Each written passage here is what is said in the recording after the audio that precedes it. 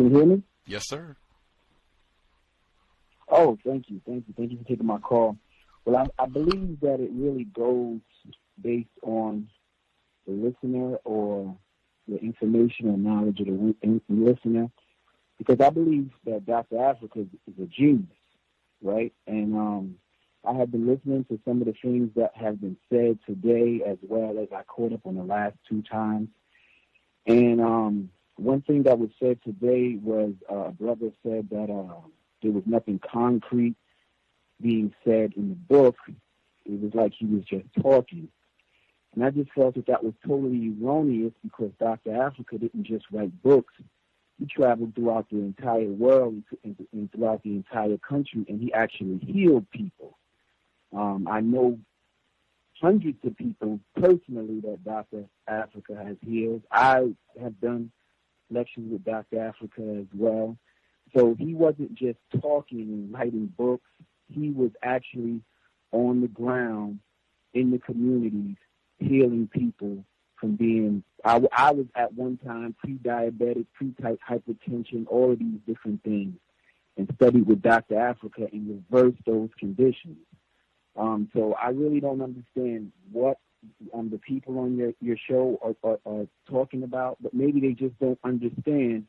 Maybe we need some wellness practitioners or health practitioners to really critique this book, because they would totally understand what Dr. Afrika is talking about. And what was also said is that he didn't say that Europeans, someone said that he said as if, Europeans didn't do anything right, like they did everything wrong. And that's not at all what Dr. Afrika has said in the book you read. Is not what he said in any of his books. And it's not what he said was what they do is wrong for us. And that was clear in what you were reading in Nutricide, good sir. That's what he said. He goes into minerals, vitamins, supplements. If you read African Holistic Health, he lays down the charts. So maybe your listeners, as well as maybe yourself, I know he had been on your show before. Maybe, if you're not into a certain subject or form of study, maybe it goes over your head. You think that maybe what the person is talking about is illogical or unsensible. But if you understand it, then it makes total sense to you, right? And another thing that I wanted to say, with all emotion aside, I think that is a little, I was kind of taken aback a little bit. I thought it was a little distasteful and disrespectful, and maybe even dishonorable, because Dr. Afrika has just passed away just recently. And I read why you said we're reading this book because of the coronavirus and things of that nature, of Black people fortifying themselves. But Dr. Afrika has not even passed away over 2 months now. It's been a month.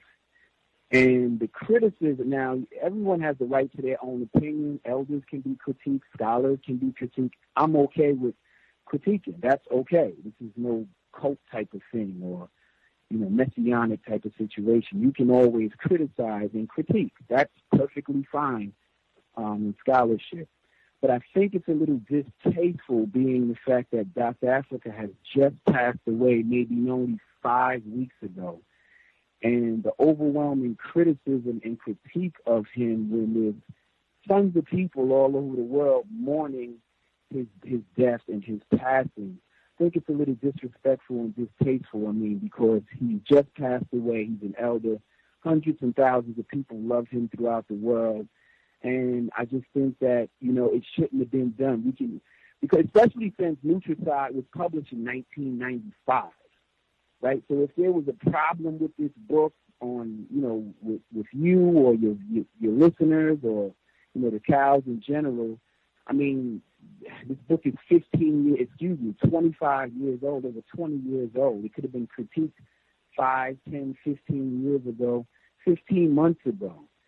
But to wait until Dr. Afrika has now passed away, and, when I hear the 2 other segments and I hear this particular segment, I hear the criticism of his name calling, but I think I would criticize the fact that he's being criticized, and he's a well-respected and loved elder who has just passed away.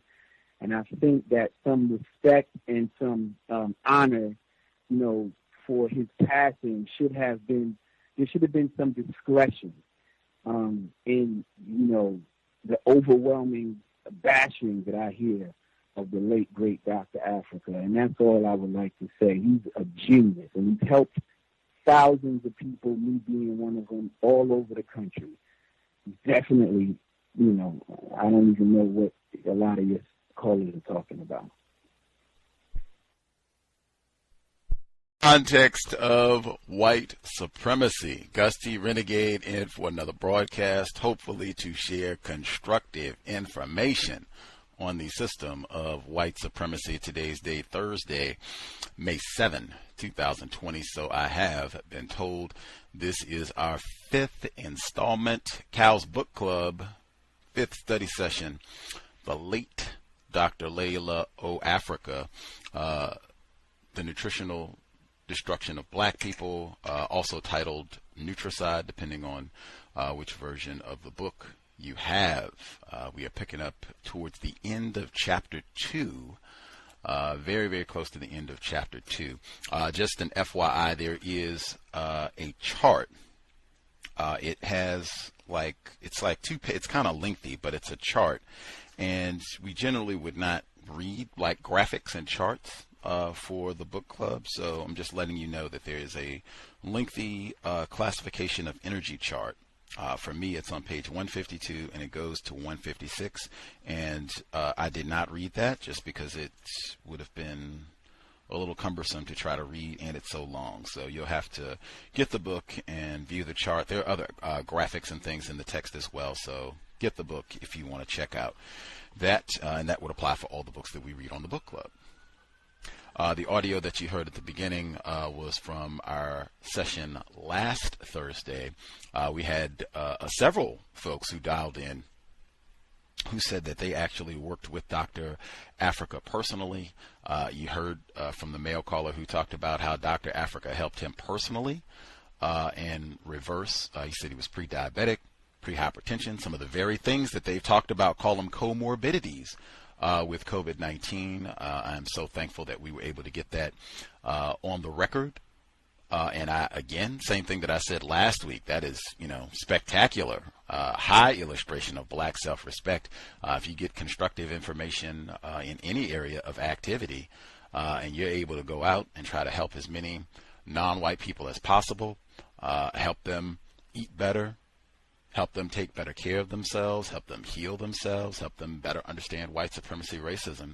That's spectacular. More of us need to be doing that. So bravo. Again, glad that we were able to include that in the archives. Again, just, want to make sure that it is abundantly clear. We did not choose to read this book to memorialize, worship, admire Dr. Afrika. That's not why we chose this book. We didn't even pick this book just saying, hey, Dr. Afrika just passed. Let's read his book. That's not why we chose this book.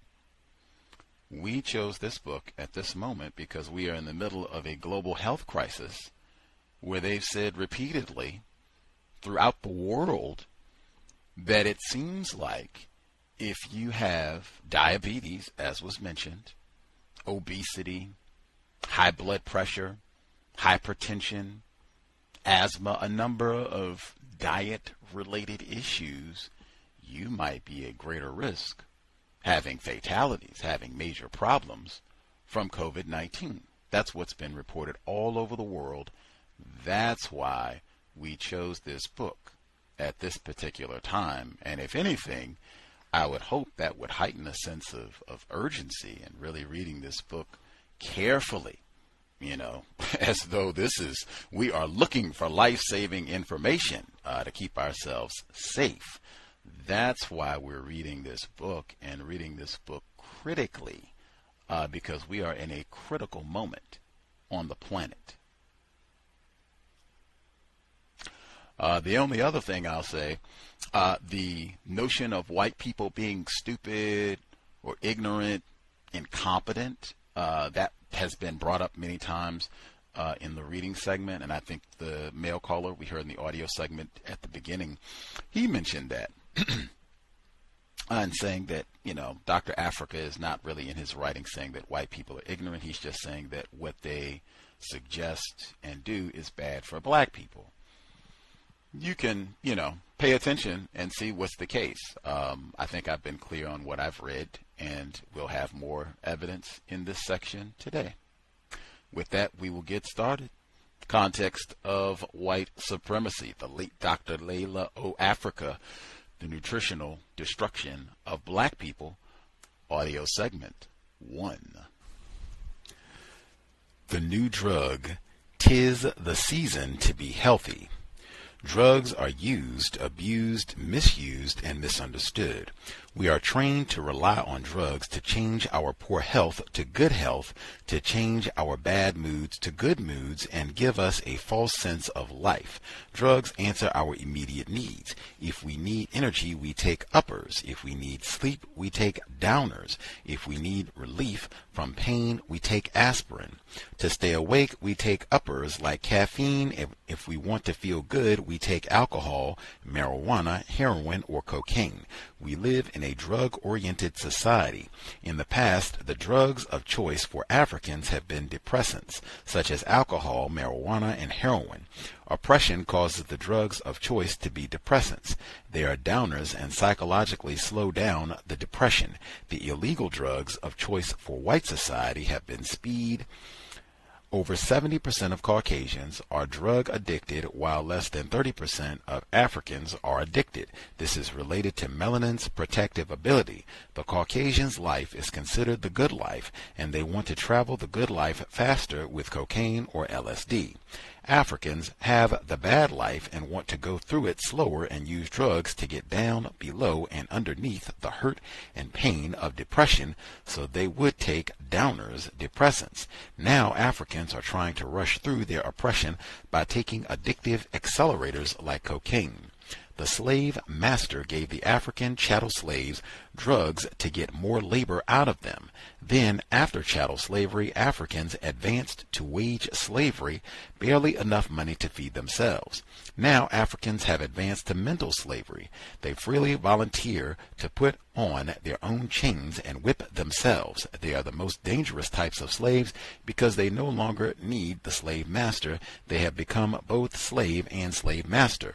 They are the new Negroes from Negro land. These Africans are not out of their own mind. They are out of the white man's mind.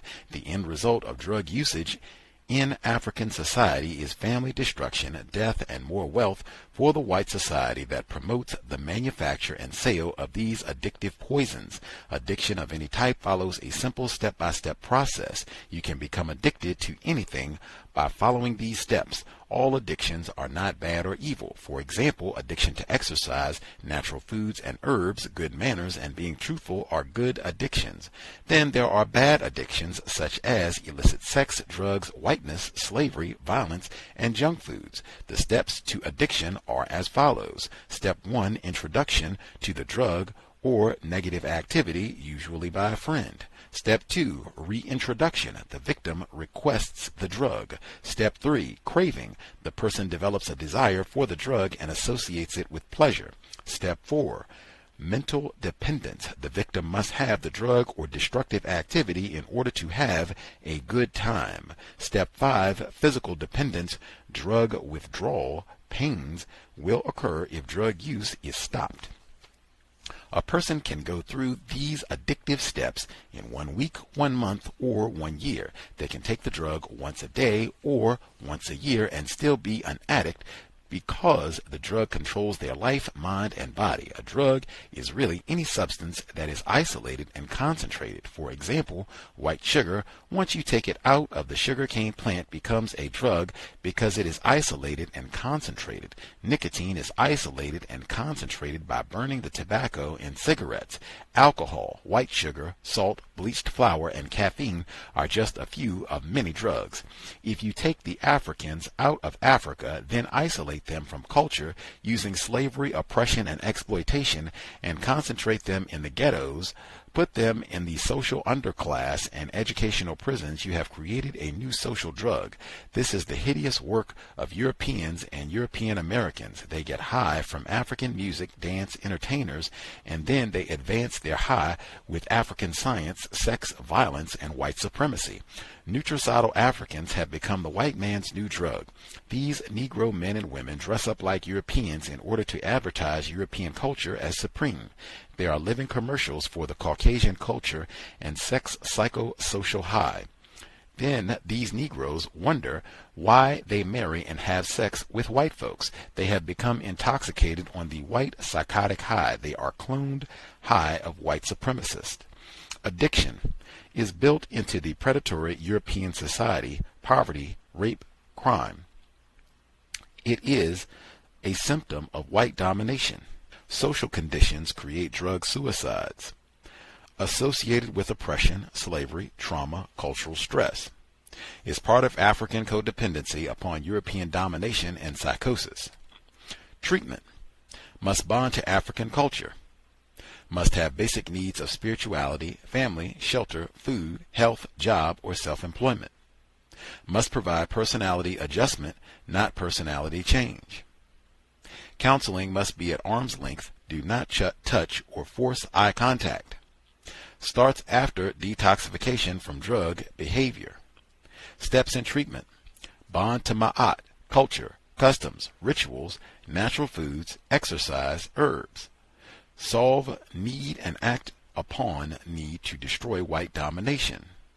Heal relationship with self, family, children, and friends. Develop psychosocial and historical awareness. Identify problem. Design method to change negatives to positives. Evaluate achievements. Follow treatment schedule, goals, relapse therapy, etc. Spit in the face, the medical symbol. The healing arts symbol, born on the continent of Africa, reflects the origin of medical sciences, nutrition, and civilization on this planet. The healing arts symbol, called the caduceus, serpentine fire, tree of life, or Aesculapius, is used by many organizations. It is erroneously believed to belong to European medical doctors. It is not exclusively a registered trademark, copyrighted symbol, or creation of any European organization. This symbol predates all European civilizations, and its earliest usage was part of ancient Africa's religious-based orders. The ancient Africans were the first to use the medical symbol. Greeks and Romans called this mythological symbol Aesculapius. Aesculapius is the European name for an African man, Imhotep. He was an Egyptian doctor. Hippocrates was a student of Imhotep and was called an Aesculapian. In the Aesculapian symbol, or tree of life symbol, the two snakes intertwined indicate the connection of the cycles and the unity of the two great truths.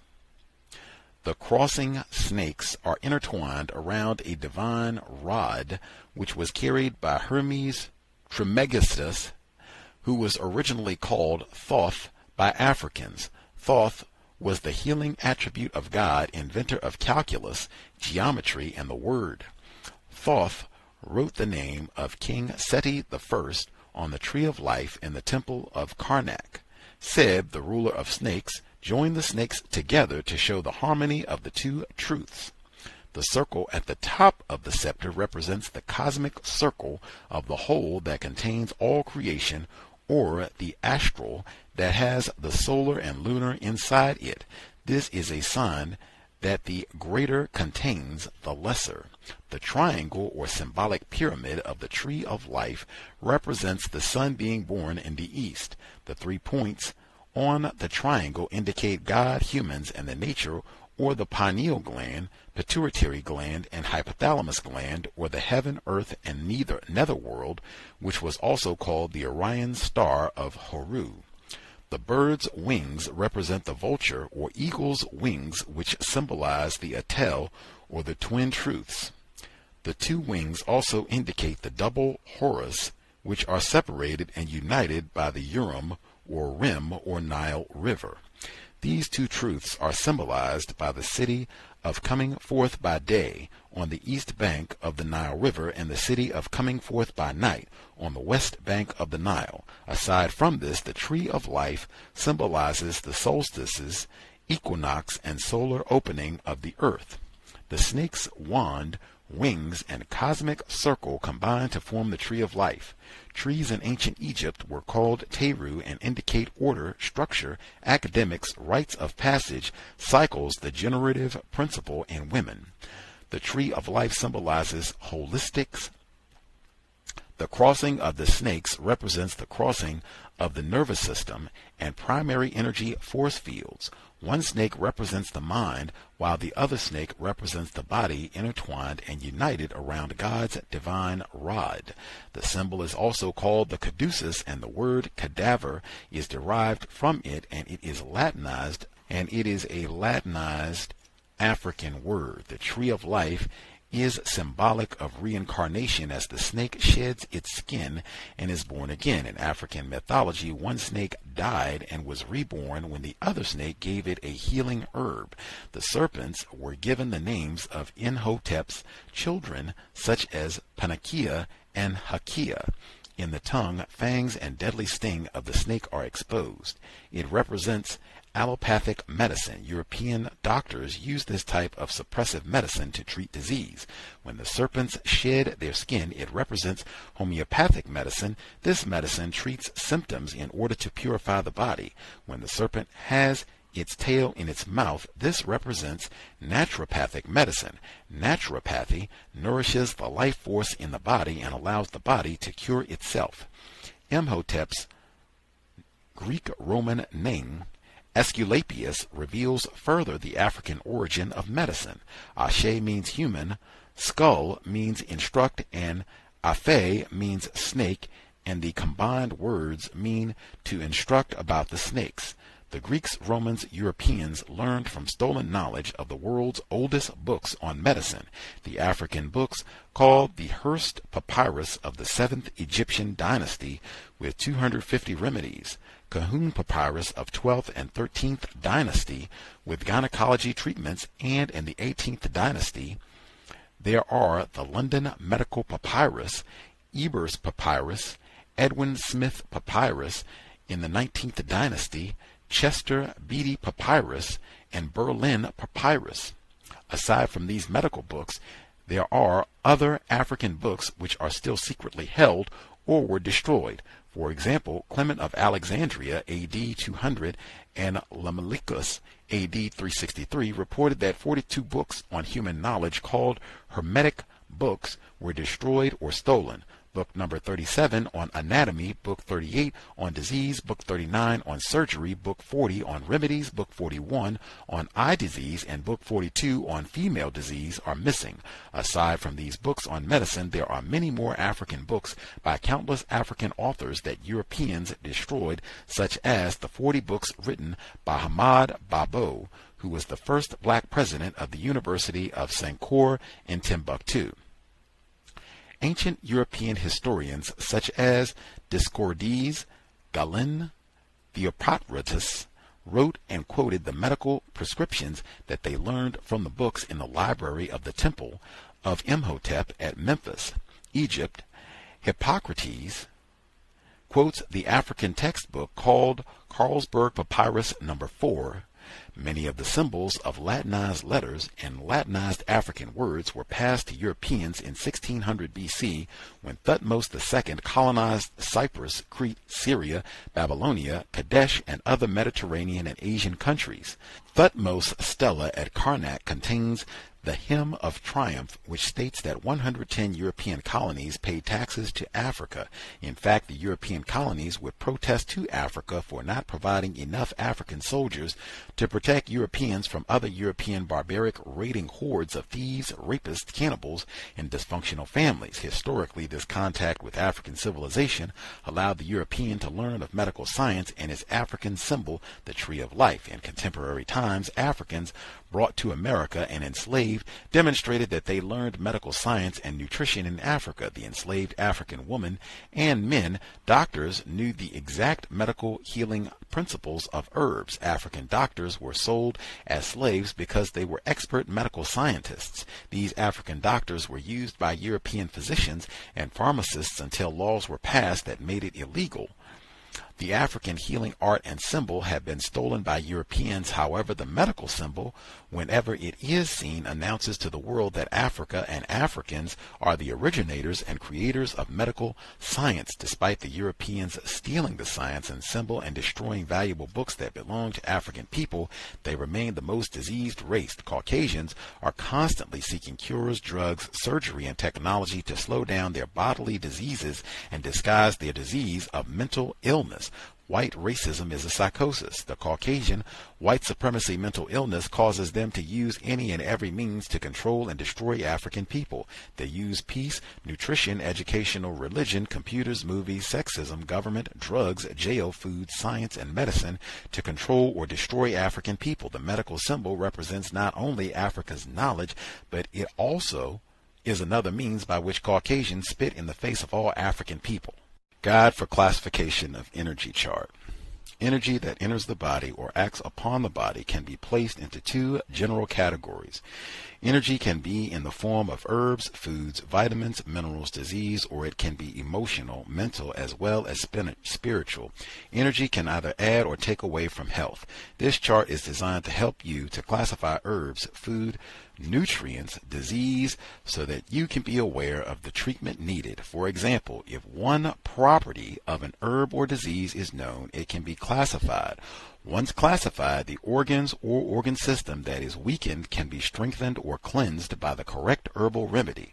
For example, an herb such as yohimbe speeds up the bodily nervous system. Therefore, it would be classified as a sympathetic nervous system activator, and it would have all the other characteristics that are under male principle. This herb's continued use would drain or weaken the male principle. An herb classified as a female principle, such as alfalfa or chamomile, would help to balance the energy drain of yohimbe. Another example would be valerian. This herb is a sedative to the nerves. Since it relaxes the nerves, it would be classified as female principle and would decrease breathing, slow down circulation, and at the same time increase the digestive process and increase secretion from sex glands. Further, a disease reaction such as constipation indicates that it is male principle, so the bodily state would be acidic. Consequently, an herb such as catnip or senna could be used because they are alkaline and would promote the excretion of waste. Additionally, drugs such as refined sugar, salt, as well as meat are contractive. The biochemistry of the body reacts to the eating of drugs and meat by trying to expand them in order to neutralize their harmful effect. The rush of neutralizing biochemicals of the body results in speeding up the body, which gives a stimulating effect. The body's reactions feel stimulating. The drugs and meats are not. The drugs and meat are not stimulants, but destructive, depressive, immune retardants. Too much speeding up of reactions in defense against drugs, meat, dairy, and junk foods causes an energy drain, resulting in a drop of energy that is exhaustion and mislabeled relaxation. For example, white sugar increases the blood sugar and overstimulates the liver and pancreas, which in turn causes an oversecretion of insulin. An excessive amount of insulin causes sugar diabetes or turns sugar into fat. Excessive insulin results in weight gain or weight loss. Too much blood sugar results in low blood sugar, causing mental sluggishness and fatigue. There is also a biochemical reaction to overstimulation of the male principle, resulting in female principle rebound. There are other holistic relationships. This energy classification system is related to all energy available to humans, be it cosmic, spiritual, intelligence, or unseen. The human is part of all, and all is part of the human body. The human body is similar to a tree. The Ankh holistically represents that tree's aspect. The tree of life is also symbolic of the physiology of the human body.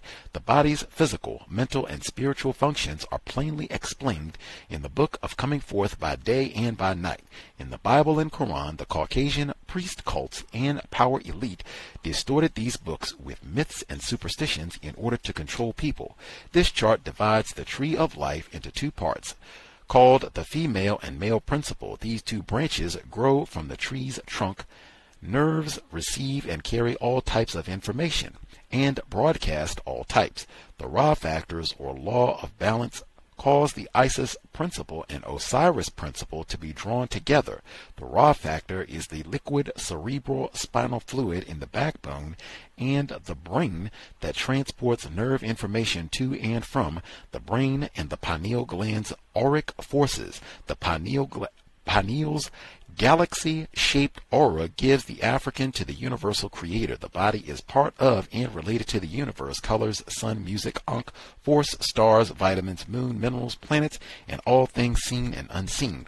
For example, the pineal gland is solar, pituitary is air, uterus, prostate is water, and ovaries, testicles are earth. The 7 halls of Osiris, the 7 colors of the pineal gland, and the 7 seals refer to the solar, pharyngeal, cardia, cavernous, conarium, uterus, prostate, and sacral plexuses. The body's 5 senses, 5 ventricles, 5 points of the pyramid, and 5 endocrine glands are interrelated. The symbolic 7 halls of Osiris refers to the plexus, and the 5 points of the pyramid refer to the endocrine glands. The chart is a guide to the understanding the complexity and simplicity of the human body. The body can be diagnosed for disease by finding the aspect it most identifies with, or it can be treated for a disease by identifying its opposing principle, complement. The chart is a tool that can be used to help you to use your body as an instrument for healing. Chapter 3. Let us not forget that it is our duty to remedy any wrong that has already been done, and not ourselves perpetuate the evil of race destruction. Marcus Garvey. Born into diseases. The Caucasian has waged full-scale war against the health of African babies. African children are highly melanated, highly biochemically responsive, highly spiritual, and electromagnetically united to the galaxy, sun, moon, cycles, planets, parents, water, plants, and the earth. Each African child has the specific prenatal rhythm of its zodiac sign. The prenatal movements of a Capricorn child are distinctively different from the prenatal movements of a Libra child. Consequently, the zodiac sign and ancestral aura of the child requires that the mother alter her diet to meet the specific nutritional needs of the unborn child. The Caucasian medicine, nutrition, disease, and remedy systems ignore rhythm, melanin, and white racism. Their health practitioners have no rhythm and holistically do not understand rhythm. They ignore the zodiac-specific movements of the prenatal baby's growth and development, as well as zodiac-specific nutrition requirements. Sound, which is melanin-driven, is very important for the African child. A child's pineal gland and ears, the first mature physical senses, are very important.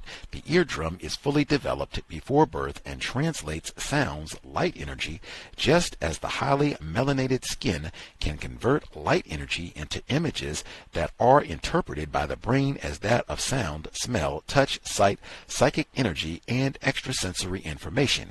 African people have the highest melanin content in their ears. The prenatal child's ears act as part of the brain. The correct cultural music and drumming should be a definite part of the parent's surrounding and in the prenatal child's environment. This would help to stimulate melanin properly and prevent predisposing the prenatal infant to melanin deficiency. Cancer. The Caucasian doctors, nurses, drugs, hospitals, diet, test standards and birthing techniques are an unnecessary interruption in the prenatal child's rhythm, nutrition, and brain function. The child is subject to cancer-causing ultrasounds. The needles used for taking the amniocentesis fluid is guided by ultrasound. Fetal monitors that are strapped on the mother's abdomen are ultrasound. The internal metallic devices that are screwed into the unborn baby's head cause inflammations with pus-filled abscesses. X-rays given to the mother cause a 50% increase in various types of cancer. Aside from this, the increase in electronic and computer machines has caused an increase in cesarean sections. C-section babies have an increase in learning problems. Their biochemical rites of passage and bonding have been nutricidally interrupted. Sound. Rhythm is melanin dependent in African babies. For example, pendulum-operated clocks can all be started at different time intervals. However, they all will synchronize to one rhythm. This has been found true even if a house where several women live, each having a different menstruation period cycle. They will eventually have synchronized periods and menstruate at the same time. An African baby and mother will have synchronized heartbeats. Sounds become human cells in the baby's body. Since the ear matures first, sound is important because it produces waves that are absorbed by melanin and translate into thoughts, feelings, emotions, spirits, and ideas. Babies should not be exposed to sounds of arguments, hostility, fighting, violence, white racism, and disharmony. Consequently, Caucasian medical principles ignore the melanin rhythmic importance to the baby and mother, causing a conflict within the body and towards the mother. Rhythm controls the growth of organs and bones. A baby can grow up to 1 inch in height in 24 hours. Growth cycles are controlled by melanin. When melanin is imbalanced or not nutritionally fed, a sudden growth spurt can occur internally and or externally. This can result in sudden irritation in a baby. Brain assault and battery. Bonding is further interrupted by birth techniques of Caucasians.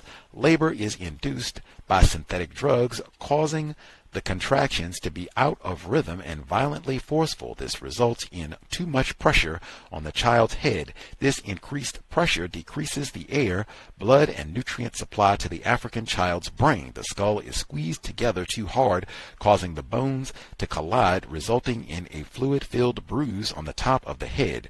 Drugs in any form cause the bones to collide together, resulting in dimples in the chin or improper growth such as cleft tongues in lips or dimples in the ear. Further, Caucasians use a pair of pliers to clamp and squeeze the head so they can pull the baby out of the womb. This further decreases the air, blood, and nutrient supply to the brain. They also use a vacuum pump which they clamp on the head to forcefully pull the baby out the womb. This drains rhythmicity, electromagnetic energy, and nutrients out of the brain and can stop nutrients from getting to the brain. Aside from being unnatural, it is a shock to the baby beyond any criminal assault and battery. It could be classified according to the United Nations Human Rights Charter as an assault and battery with the intent to maim, mutilate, and harm for life. Furthermore, Caucasians interrupt the proper rhythmic biochemical rites of passage of the child by cutting the umbilical cord before it stops pulsating. This further deprives the baby of air, nutrients, and blood and shocks the baby's entire system. Additionally, the Caucasians will turn the baby upside down and slap the baby's behind for no other reason than to follow a primitive Caucasian ritual based on some weird caveman superstition. Aside from this, the unborn baby lives in a diseased amniotic liquid slime that is full of mucus and liquid manure instead of healthy amniotic fluid, which is a lightweight clear liquid which occurs on a natural African diet.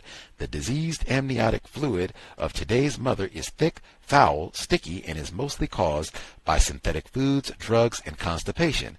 This unhealthy slime is what African babies live in while in the womb instead of the natural electromagnetic melanated amniotic fluid. Furthermore, the newborn baby may have a white crusty sticky slime over the face caused by the man ejaculating on it during the woman's pregnancy. Sex is erroneously promoted by Caucasians medical science as being ideal for couples and the baby. The total of poor prenatal nutrition, ignorant, superstitious medical techniques, violence, and money-driven medical activities work to push the baby to a nutritionally self-destructive path.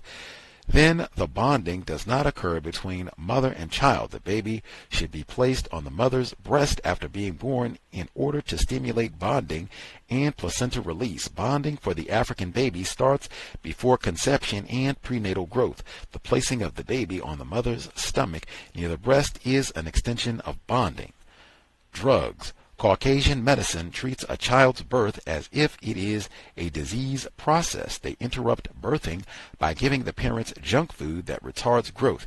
They give the mother drugs that go directly into the baby's body. Drugs and Caucasian nutritional standards cause the African baby to try to breathe before being born. In this case, the baby may have a bowel movement and attempt to breathe, causing it to swallow amniotic fluid that can have its bowel movement in it. The baby has a bowel movement before birth due to shock and overstimulation in response to junk food and drugs. Drugs retard growth, slow down learning, and interrupt the baby's ability to bond with its mother.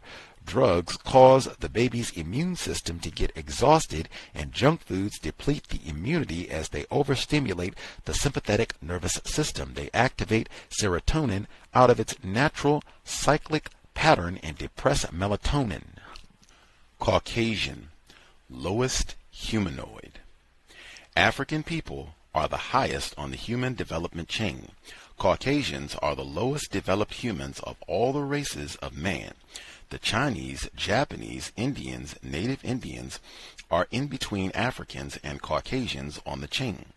The Caucasians, using a lower four-legged animal for milk to feed them, are closer to that lower animal than an African. However, Africans giving their babies cow's milk or synthetic formula milk are interrupting bonding. Cow's milk helps cows to bond and may influence a child to bond with animalistic characteristic behaviors or the Caucasian race, but not the African race. African breast milk provides scientifically balanced milk that nourishes the baby, stimulates melanin, and stimulates and builds immunity, while cow's milk and formula are only good for breeding humans and building a physical body that can work for the benefit of white power. The races of man are classified according to the concentration of melanin and melanin density. This scientifically measures human mental, physical, spiritual superiority and inferiority capabilities. There are basically 6 types of human beings. Black people are rated the highest with the number 6. Eumelanin, pheomelanin, pseudomelanin grades of pigmentation cause the highest graded rating. The brown people, such as Mexicans, Malaysians, and Puerto Ricans, are rated 5. The Chinese, Japanese, and Indians are at 4, along with the Vietnamese, Koreans. Then mixed whites are at 2 to 3, and finally white people with blue, green, and gray eyes are rated the lowest at 1. Playground or death ground. The Caucasian culture's playgrounds are made with equipment which makes the play area a death ground. They usually have a ground of concrete, chemically polluted sand, asphalt, outdoor carpet, den or wood chips, which aside from being pollutants may include broken glass, urine, fecal matter, fungus, etc. The playground, toys, and exercise devices can be made of steel pipes with assortments of plastic, jagged or razor-edged devices that are hazardous to health. The exercise devices are usually made for monkeys and do not allow all muscle groups to exercise. The toys are unholistic and based on the Caucasian culture's idea of toys. African toys were spiritual and geared to help the child towards higher growth. The African play activities were communal or a sharing activity rather than individualistic or competitive Caucasian play. There were the African games such as Kia, similar to tic-tac-toe, which was played with stones. In contemporary African American history, the Kia-type playboard was drawn on the ground and a shoe heel was used. A game such as hopscotch has patterns drawn with chalk on the pavement or in the street, which were patterned after Kia. It had a large chalk-drawn playboard which incorporated the symbol of the sun at the apex, pyramid shape inside a square, and symbols of the female and male principle as connecting boxes. This was played with a shoe heel as a moving peg. Belenin, Baleta, Wali, and action games such as Kele were played. Kele is an action form of Duck Duck Goose, with participants jumping in a frog position and trying to push each other over. These games were played by African children until the early 1960s. On the other hand, Caucasian toys and playgrounds are made so that the child becomes accustomed to violence and can isolate and divorce himself from others. Additionally, the Caucasian playground toy devices are not organized by gender, nor do they reflect spirituality, cosmic reality, or have any relationship to family life. Most playground accidents are influenced by the violence and sex abuse caused by adults forcing children to watch R-rated movies and videos. This causes children to violently damage themselves in playground activities. The Caucasian playground is usually a fenced-in cage of steel pipes and wires. Falls and miscalculated play activities can cause permanent harm. No professional athlete would consider training or exercising on the devices or under the conditions that children are forced to play under. In 1990, almost 80% of the children taken to hospital emergency rooms were between 5 and 14 years of age, and the other 20% of the children were below 5 years of age. The climbing toys and monkey bars caused over 70,000 children to be taken to the hospital. The number of children treated by parents, teachers, school nurses, self-treated, treated by other children, or that go untreated would increase the total of playground injuries. Aside from this, the number of injuries children inflict upon each other on playgrounds has not been determined. The injuries adults inflict upon children that they are helping to play at playgrounds would also increase the total injuries of children.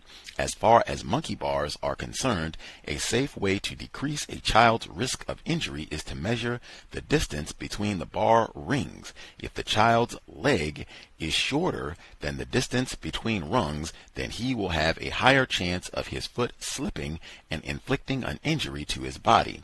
The playground lacks instructions for proper use of the devices. The playgrounds do not have warnings for the appropriate distance to be away from the swings, nor is any child's exercise safety monitored by another child or adult. Play at the playground using the Caucasian devices is usually designed for individual and not for group or family-oriented play. The playgrounds do not have first aid kits available. Children can be scarred, maimed, mutilated, or injured for life at the caged playground that should be called a death ground. Some are on legal drugs and can be in withdrawal or high. The playground and Nutricide form a doubly destructive combination against the African child.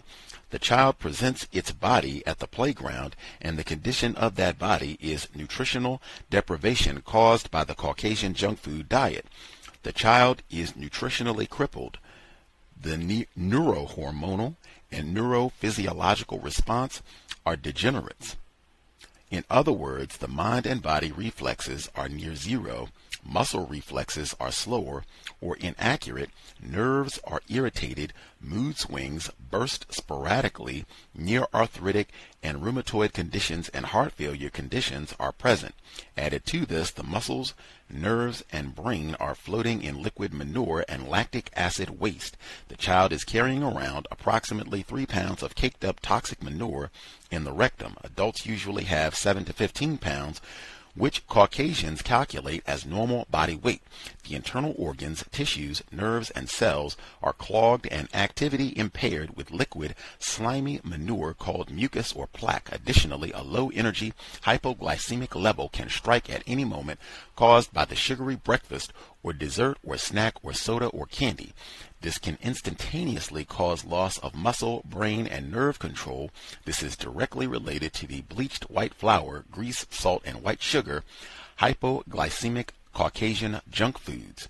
The obstacle course called playground toys require 100% physical efficiency that the Caucasian diet cannot and will not provide.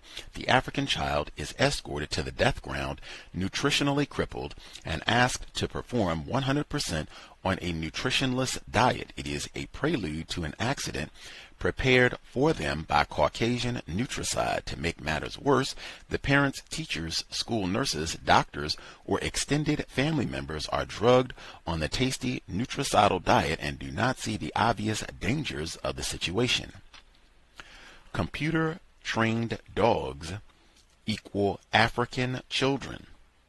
The African child watches television and plays video games for entertainment. However, the mental and emotional effect of these activities are subtle and yet dangerous. It may be that the video games are playing the child instead of the child playing the games. The video game synthetic sounds and synthetic music sounds are associated with violence, sex, food, and the Caucasian thinking processes.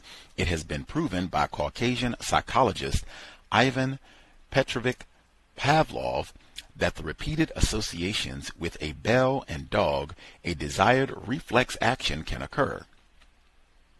He used sounds to produce desired mental and physical behaviors. In later experiments, he used people.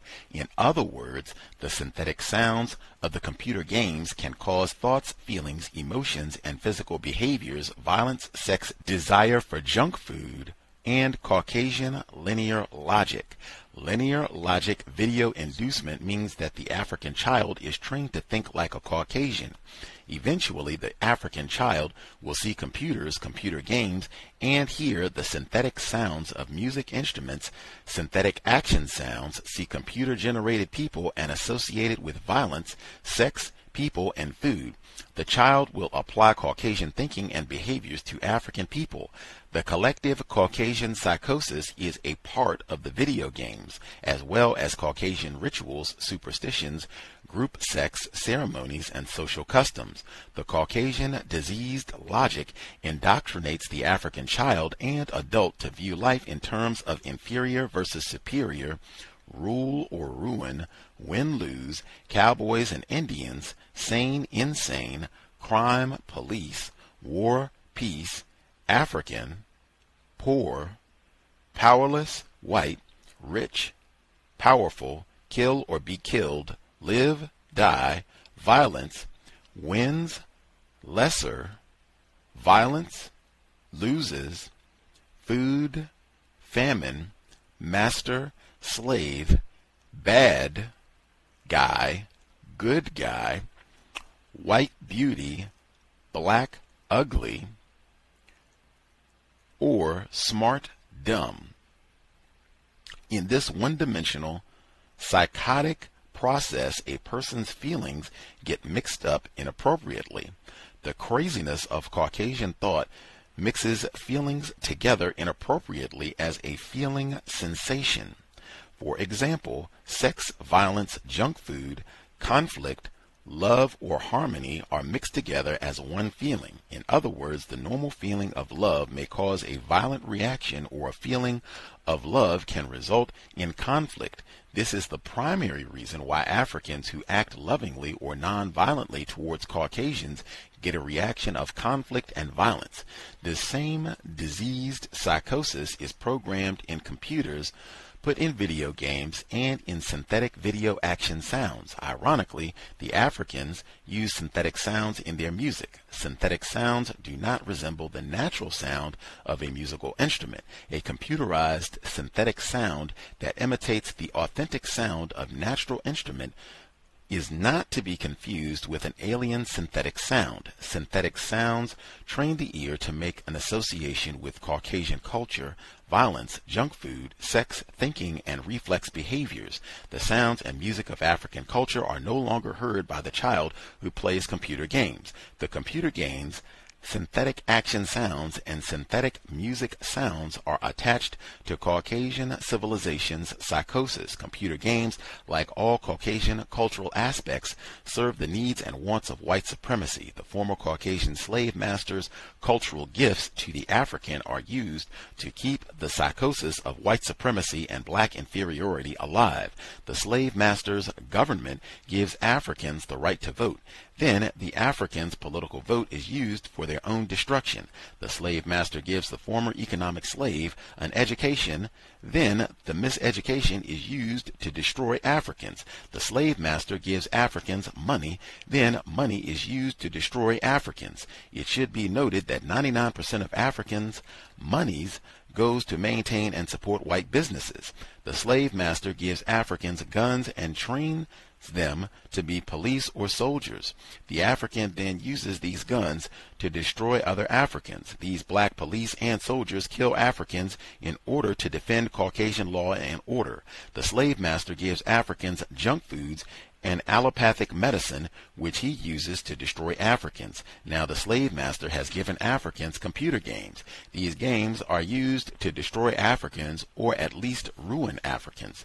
Computer games, videos, movies, cartoons, and television programs are used to entertain, to escape financial, mental, or physical problems. However, they cause the African to escape African culture and get polluted in Caucasian culture. Videos and computer games cause difficulty in relating to others, boredom, irritability, mood swings, and personality problems. They drain energy from the African American community. The energy spent on computer games could be used to do positive things for the African family, community, and individuals. Instead, the energy is spent to become more Caucasian. Clinically depressed children view more television, eat more junk food, and are the most undernourished. They usually have a melanin deficiency. African children usually watch 25 hours more television than white children and spend more time with computer games. The computer games and television programs are used to escape oppression and side effects of racism. Unfortunately, they cause the same problems. This makes being an African child twice as painful, more prone to disease, and more nutritionally drained than being a white child. The National Institute of Mental Health conducted a 13-year study using 1,200 people, which validated the many mental and behavioral problems viewing television causes. It was found that viewing television causes reduced social ability, poor ability to interact, and negative moods. This has been revealed in the book Television and the Quality of Life: How Viewing Shapes Everyday Experiences by Lawrence Earlbaum Associates. Video games are basically structured similar to the arcade games of the 18th century. African children become addicted to these games and the Caucasian psychosis in the games. Their melanated black skin identifies them as Africans, while their mind, moods, personality, self-centeredness, behavior, and thinking process identify them as Caucasian. These games can help in problem solving of space and movement sequence in Caucasian logic, but are carriers of Caucasian diseased thinking. The child becomes devoted to fantasy, solo play, and develops an unreal idea of his competence based upon unholistically winning against a computer opponent. The African child develops competitive behavior instead of the African communal, family-centered thinking and cooperative thinking of knowledge and resources. Selfishness is rewarded by a selfish, competitive way of life. In the real world, the African child loses the holistic, Afrocentric ability to interact with real African people, African cultural artifacts, and objects. The child gains a low tolerance of human failure, socialization, rejection, and compromise. Added to this, the African child has increased aggressive behavior. She also associates synthetic action sounds and music with real life. The child uses mindless amusement as fun and increases the potential for doing anything for excitement, along with fully developing the Caucasian mental illness that mixes violence with sex or love and cultivates a need to ruin or destroy others. In books such as Playing with Power in Movies, Television, and Video by Marcia Kinder, it is estimated that well over 1 out of 3 African American children own computerized Caucasian mental illness. The child begins to lose the responsiveness to Ma'at and the natural cycles of nature. Subtle weather changes, natural sunlight variations, slight changes in the taste of natural foods, as well as changes in cold, hot, others, parents, music, moods, and thoughts. African children begin to react only to mindless synthetic sounds, the sound of rivers, the wind, digestive organs, African music, African drum rhythm, trees, and wildlife become meaningless. The result is that the child is not attached to his African body and mind and becomes attached to the Caucasian mind. The Caucasian behaviors of violence, sex, and destruction are copied by the child. African children, in actuality, are not playing the games, but the computer games are playing them into a tool of destruction of Africa, African family-centeredness, African natural diets, Afrocentric thinking, and themselves. African children are rapidly becoming the new Pavlov's dog that associates sound with mental and physical reflexes which support white supremacy and make them easy prey for Nutricide. They are becoming computer-trained dogs that behave like humanoids. Context of white supremacy. So we are in chapter 3.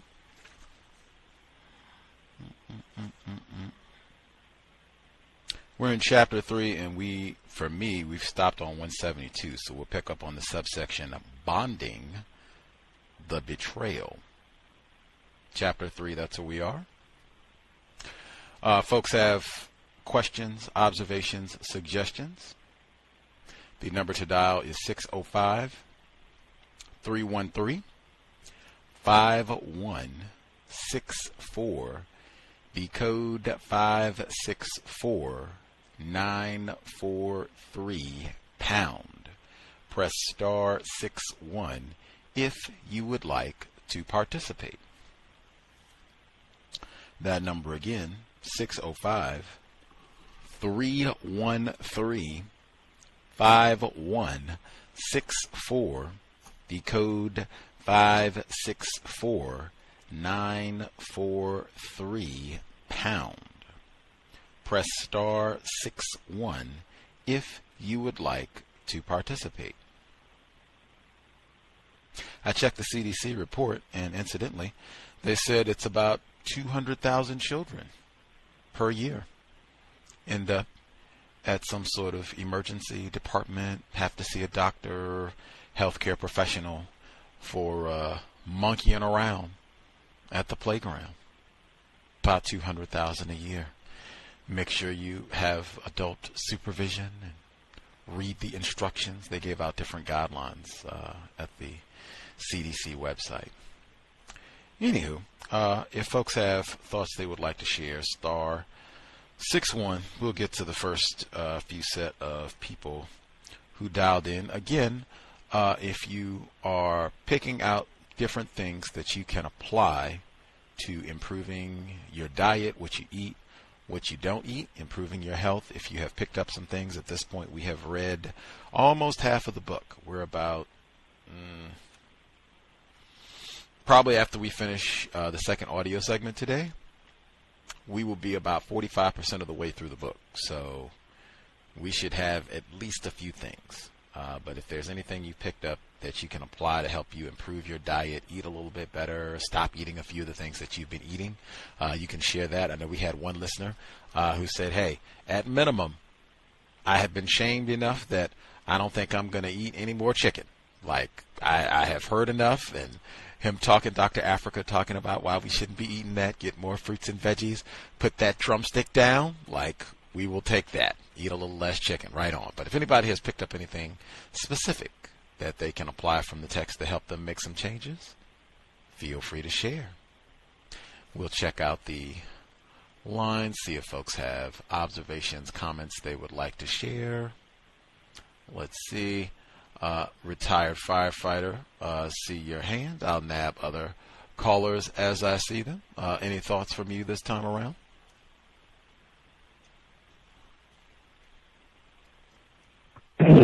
Greetings.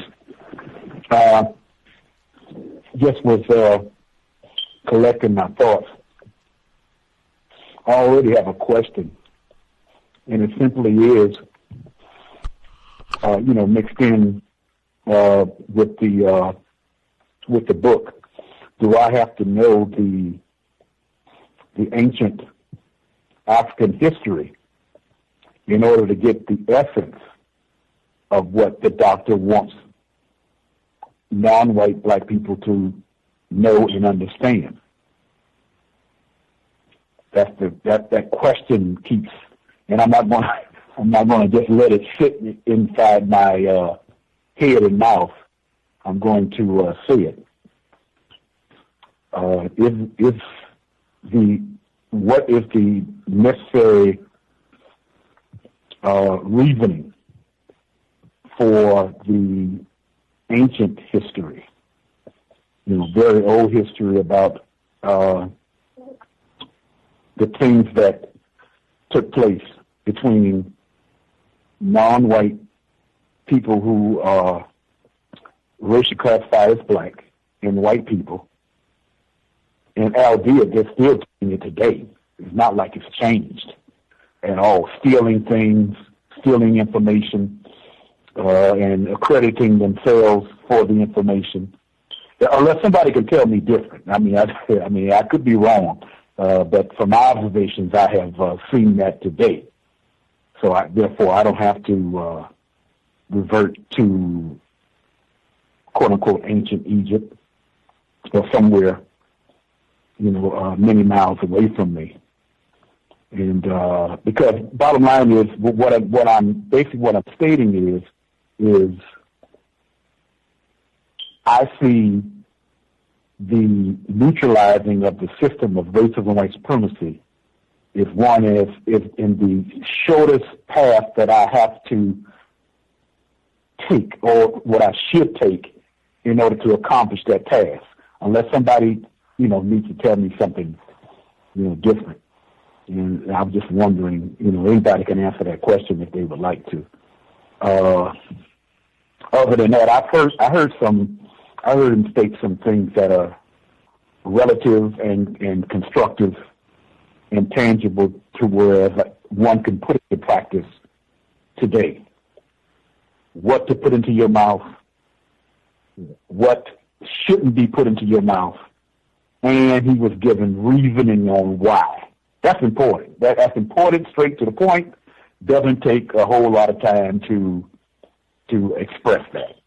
But I would say it would take somebody who has done the study, humble themselves, do the study to obtain the knowledge. That's important. And that's all I have to say. Thank you. Much obliged, retired firefighter. Do you have to know African history to get the information? I guess I was thinking, I don't know, he might say that you're not in touch with your Africanality, maybe. I'm not sure. Because he said that a number of times in the text. I guess that would help, since he does bring up quite a bit of African history and people and things. I guess that would probably help in appreciating or digesting the information.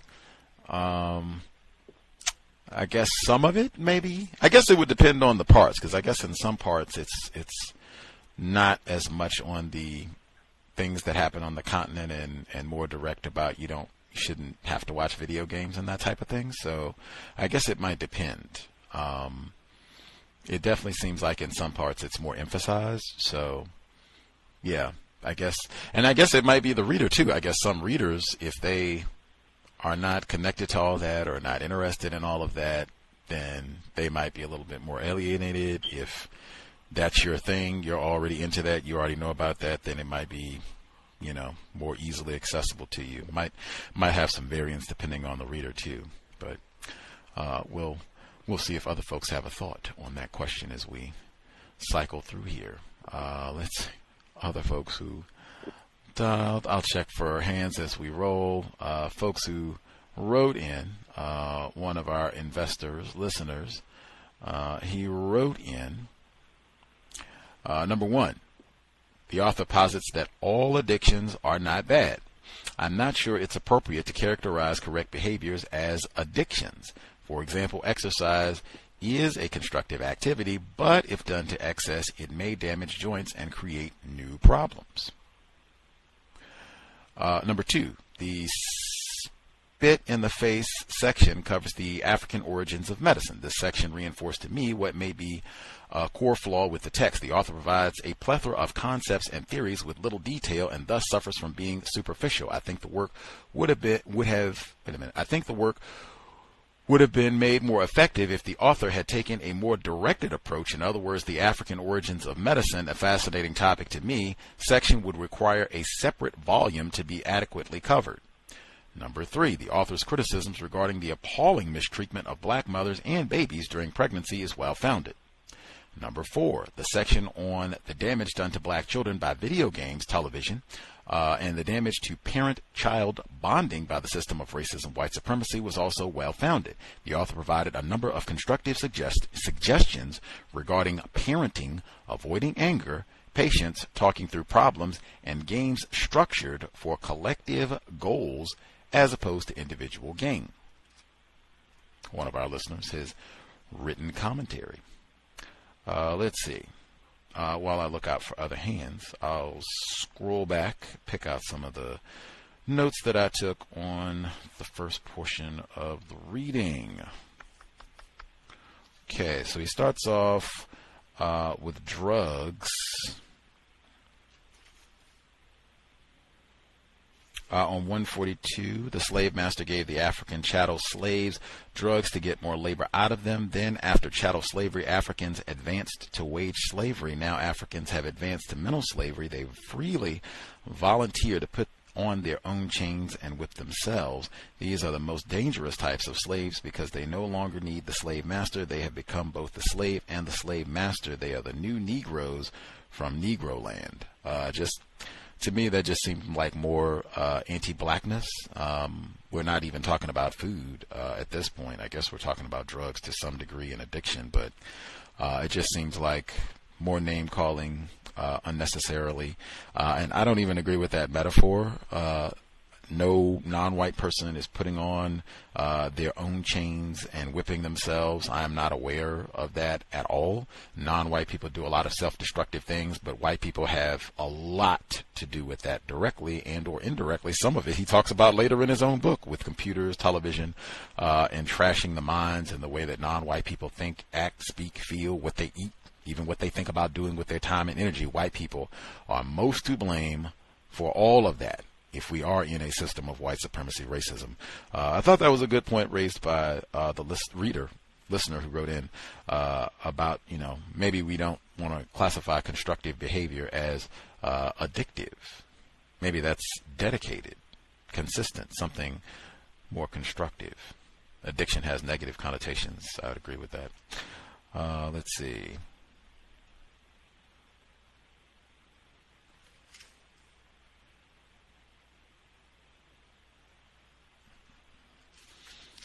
Next, a little bit lacking in detail in dealing with some of this, like when he's going through steps of treatment.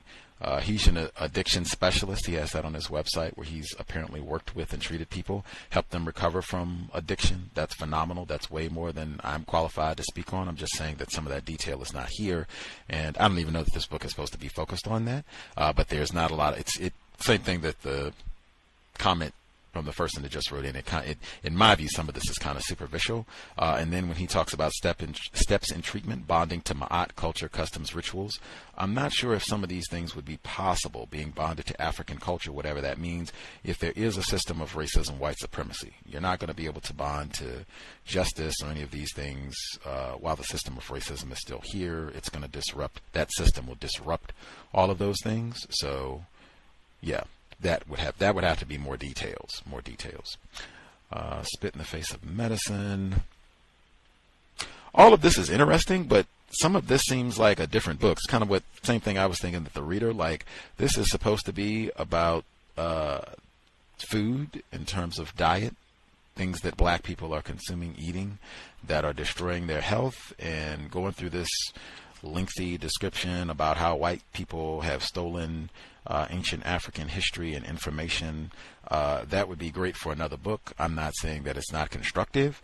It's just, I think I've said consistently throughout this text, it wanders regularly from what the topic is supposed to be to just kind of him giving his thoughts on lots of different things, which would be fine if we were reading this for kind of a general Dr. Afrika's thoughts on a wide range of subjects. But if you're reading specifically to get information about food, health, diet, there's a lot of things that have no relevance to that at all.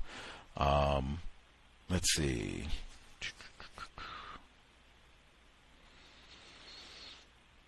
Yeah, all of the missing books in Africa, like, I don't even know, like, what am I to do with that? Like, we can sit here and talk about how smart and intelligent black people on the continent were, 5,000 years ago. We could talk about how smart and intelligent black people were here in North America 5,000 years ago. What relevance does that have to the system of white supremacy today, right now?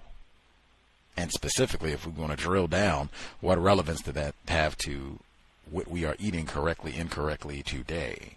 That's where I'm regularly lost in this text, making that connection. I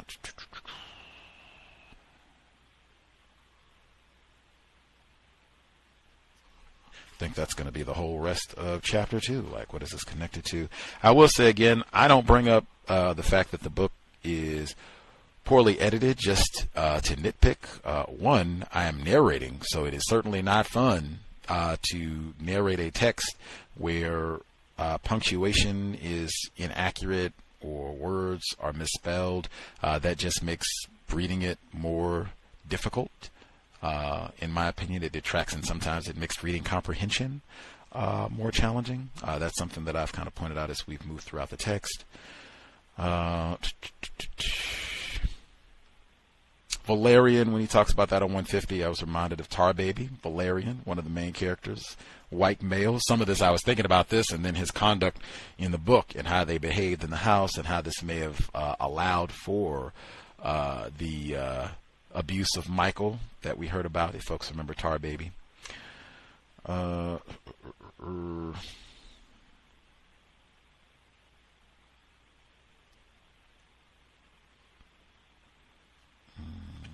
see.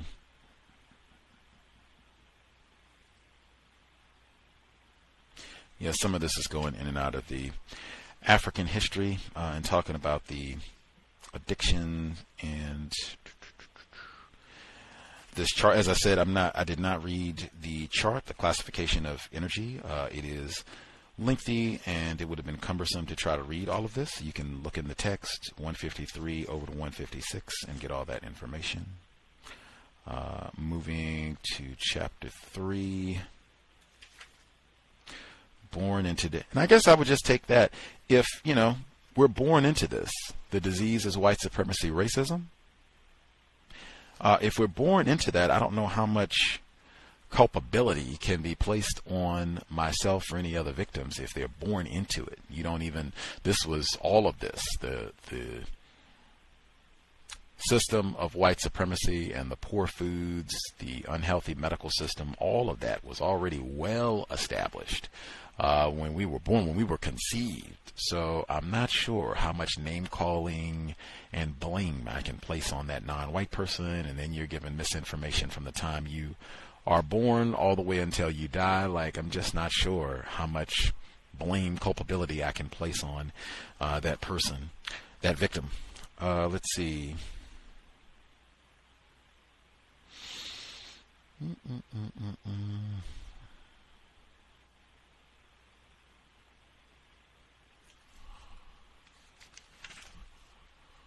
These again are kind of short. His sections on cancer sound. They're kind of short, not directly, I guess, as related to Food, like this almost seems like a whole separate section if you want to talk about the process of birth and appropriate care for children as they're being born and for the mother and all of that. Some of this didn't seem as diet related either. If you want to recommend or discourage getting x-rays and that sort of thing, that's not as food related.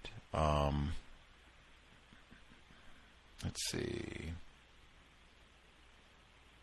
And again, I am in agreement. Avoiding hospitals. I have been present for natural child births.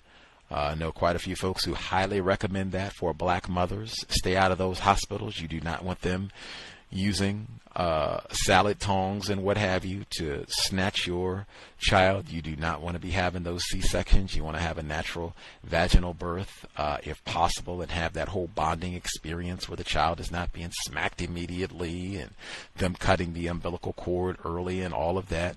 Absolutely in agreement with all of that information. Just my view, like that's not what we were reading the text for, but in agreement. Again, as I would say, it just seems like at points where it's not focused. It's just trying to include so much information about a wide variety of topics. I would appreciate it if it was just a bit more focused on one thing. Could have been several different books, including a lot of different topics. Let's see.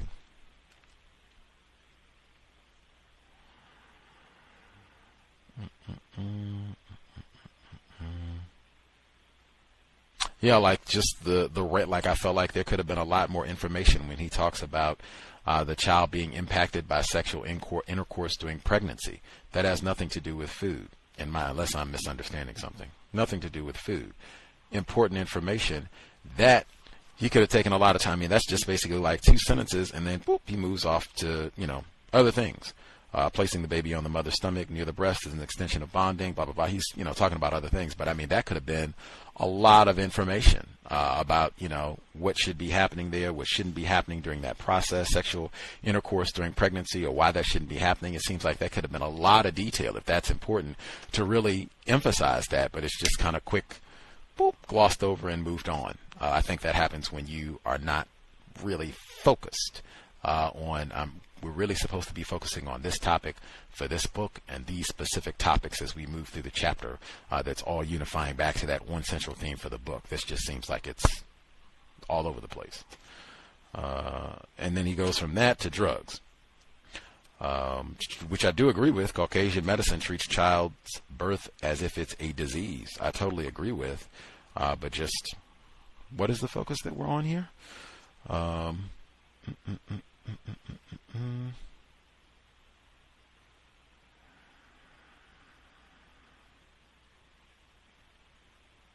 Junk food is important. We talked about that before with Dr. Llaila. Afrika, junk food being important in terms of if you are a mother, that child is in utero, you're eating a lot of nonsense that has a huge impact on the child in terms of setting their palate and what they crave, in addition to how all of that nonsense impacts their development and what have you. What you eat at that time should really be as healthful, as nourishing as possible, so that child is already set, getting lots of fruits, vegetables, organic, not filled with chemicals and pesticides, if you can. All of that super important. Let's see. Junk food depletes the immunity. Talking about that. He talked about that on 163. And then, see, this is what I mean, where we're hopping all over. He goes from all of that, 163, same page, Caucasian, lowest humanoid. Now we're back to white people are ignorant. I talked about that last week, and the listener, he made that distinction in saying that, well, Dr. Afrika is just saying that what white people promote is bad for Africans. At times, but frequently the way it's written, it sounded like he's just saying white people are ignorant and dumb and black people are the greatest and romanticizing. We've heard a lot of that stuff before. I feel like it's a lot of that in the book, and then bam, right on 163, African people are the highest on the human development chain. Caucasians are the lowest Caucasians are the lowest developed humans of all the races of man. That does not sound like he's just saying, what they promote is bad for black people. That's exactly what I said. Just saying white people ain't nothing. They're stupid, ignorant, they do everything wrong. I don't think that's logical, number one, if we're in a system of racism, white supremacy, and I don't see how that benefits us to just keep saying that. White people are dumb. They're ignorant. They do everything wrong. They're as backwards as it comes. Lowest on the chain of human development. Again, what does that mean if they're this stupid and dumb and yet they boss us around all over the world? Just trying to use logic. And I mean all of this, the Chinese, the Japanese, the Indians, native Indians are in between Africans and Caucasians on the chain. The Caucasians using a lower four-legged animal for milk to feed them are closer to the lower animal than the African. However, Africans giving their babies cow's milk or synthetic formula milk are interrupting bonding. We could just get to that. We don't need all the, white people ain't nothing, and blah, blah, blah, blah. Just get to that, about the bonding, because that is important. We talked about that. Had a whole book on that with lots of detailed information. Suspected racist Andrea Freeman skimmed. It is important. Breastfeeding. We talked about that a lot. Prenatal yoga training. And that is an important aspect of bonding. And white people have deliberately done a lot to disrupt that bond. Absolutely. System of white supremacy. Get them on that bottle. Get them on some synthetic formula, which in no way compares to breastfeeding. We talked about that specifically just this year in the archives with the book Skimmed.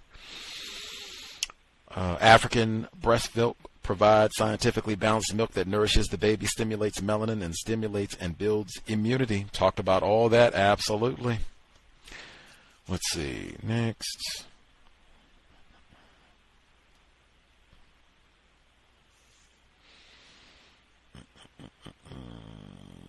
And then we go again.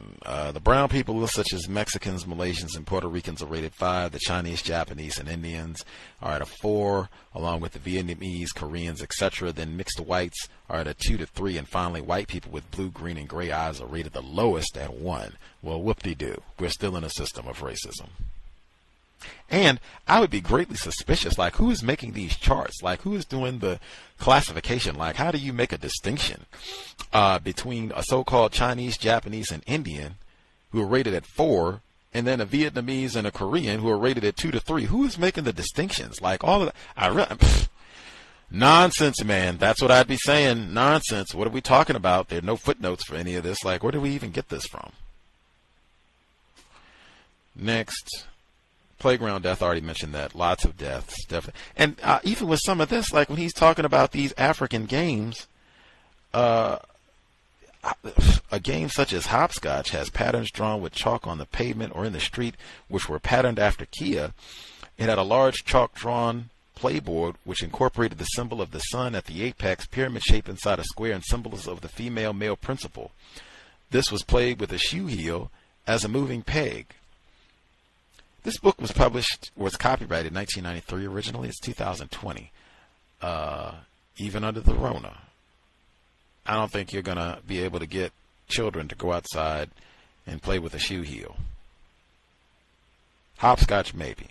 But it's 2020. We're not going to be able to go back and pretend that it is, 5,000 BC, and we're just going to go back and play, games that they played on the continent 2,000 years ago. That is not feasible. That is not logical. You can take the concepts if you want to promote more communal play activities, cooperation, if those are things that you want to incorporate. Great. Let's get off the computer and go, make up some other activities and things.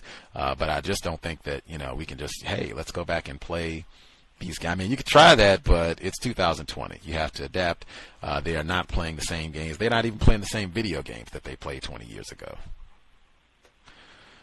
5 years ago. Let's see. Yeah, all this marbles. Do they even play marbles anymore? I don't even think people do that. I don't have children. The violence, I do definitely agree with. And again, I didn't think this is what we were supposed to be reading about, but definitely the violence super encouraged the system of white supremacy demands violence. You cannot have a minority population controlled the overwhelmingly non-white majority on the planet without there being all kinds of violence. That's food violence, starving people, chemical and biological warfare, making sure people don't have water, all kinds of things, everything that you can think of. So absolutely encouraging violence and having that in television programs, movies, stories, the play activity, make that about violence, cops and robbers and cowboys and Indians, whatever it is. I don't know if they still do that in 2020, but violence, probably Call of Duty now, but violence, shooting, killing, yes, lots of violence. Let's see.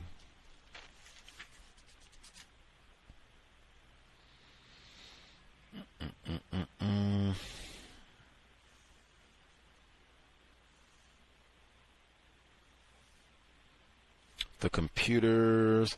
Now this one I did pause for a second because he talked about all of the things that happen with the computers and how it controls behavior and all of that.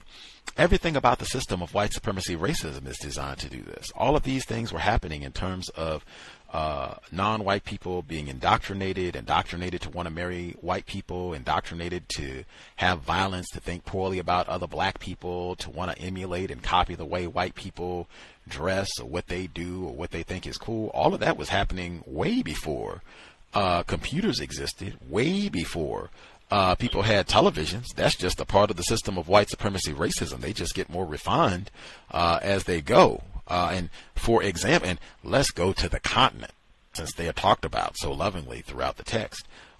Joseph Mobutu.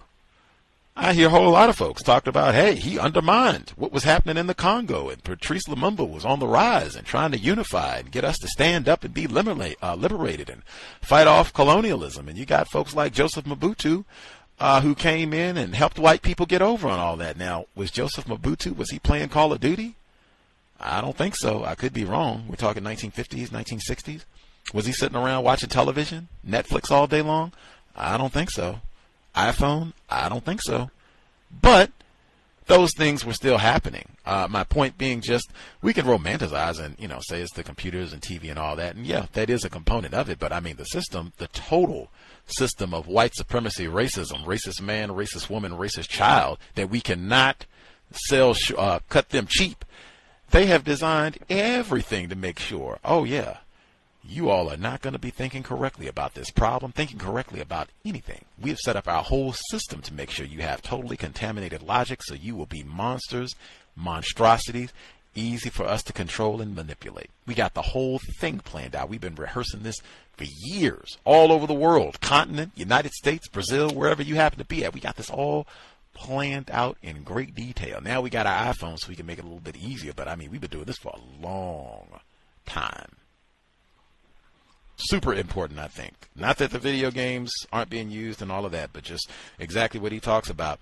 The African child develops competitive behavior instead of African communal family-centered thinking and cooperative sharing of knowledge and resources. Selfishness is rewarded by a selfish competitive way of life. In the real world, the African child loses the holistic Afrocentric ability to interact with real African people, African cultural artifacts and objects. The child gains a low tolerance of human failure, socialization, rejection, and compromise. All of this, they don't need computers to accomplish that. They've been doing that for a long time. And I would just, we can pause again with all that, Africanality and Africa this and romanticizing Africa.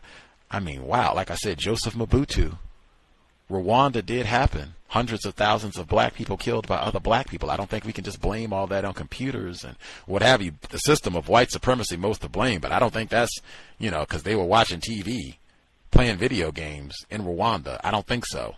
I don't think just because you were born on the continent, there is some embedded, as though it's a part of your DNA, it's a part of your genes, of so-called community and fraternity and love for everybody just because they have a lot of melanin and I'm going to treat them well and never say an unkind word about them. I don't think the evidence shows that at all. From the time this book was published, right now, any other time folks want to point out, if any part of that is in error, please speak up. I will pause there. Number again is 605-313-5164. The code 564-943#. Press star 61 if you would like to participate. Let's see, Red in Ohio. If you have commentary to share, should be with us. Red in Ohio.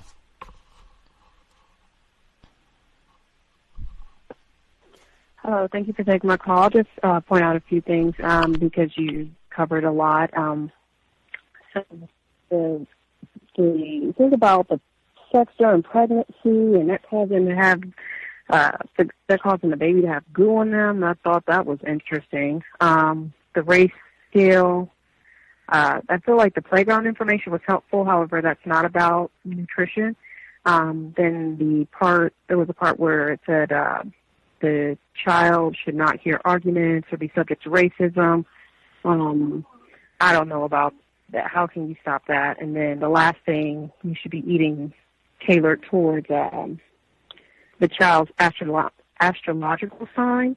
But if doctors are basically picking due dates, then you really wouldn't know the child's true astrological sign.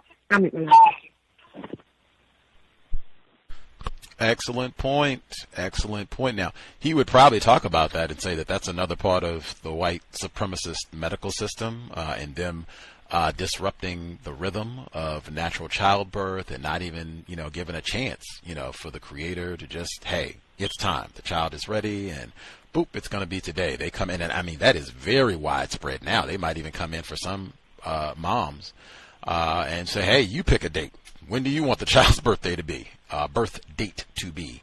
And do it that way. That is very widespread, and that goes right. He talked about the C-sections and all of that and not having that natural bonding moment of birth. So, yeah, excellent point with that. And also excellent point about the sound. And I totally agree. That is important in terms of what sounds the child and mother are exposed to during that process, that 9-month period. Absolutely. Probably the father as well.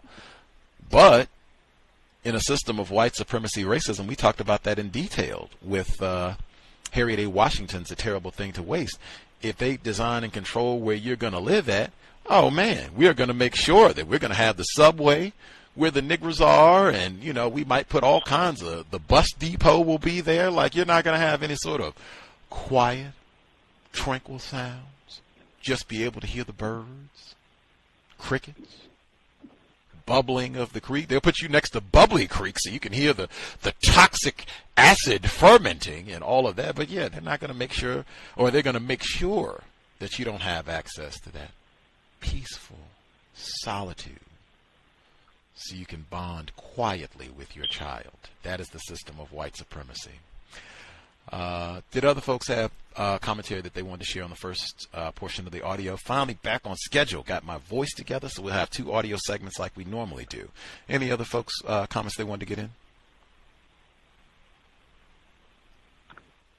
I had a little bit of addition, but I'll just wait until whoever haven't done it the first time to say something. For the time being, folks are spectating, so if you want to share now, proceed. Okay, yeah.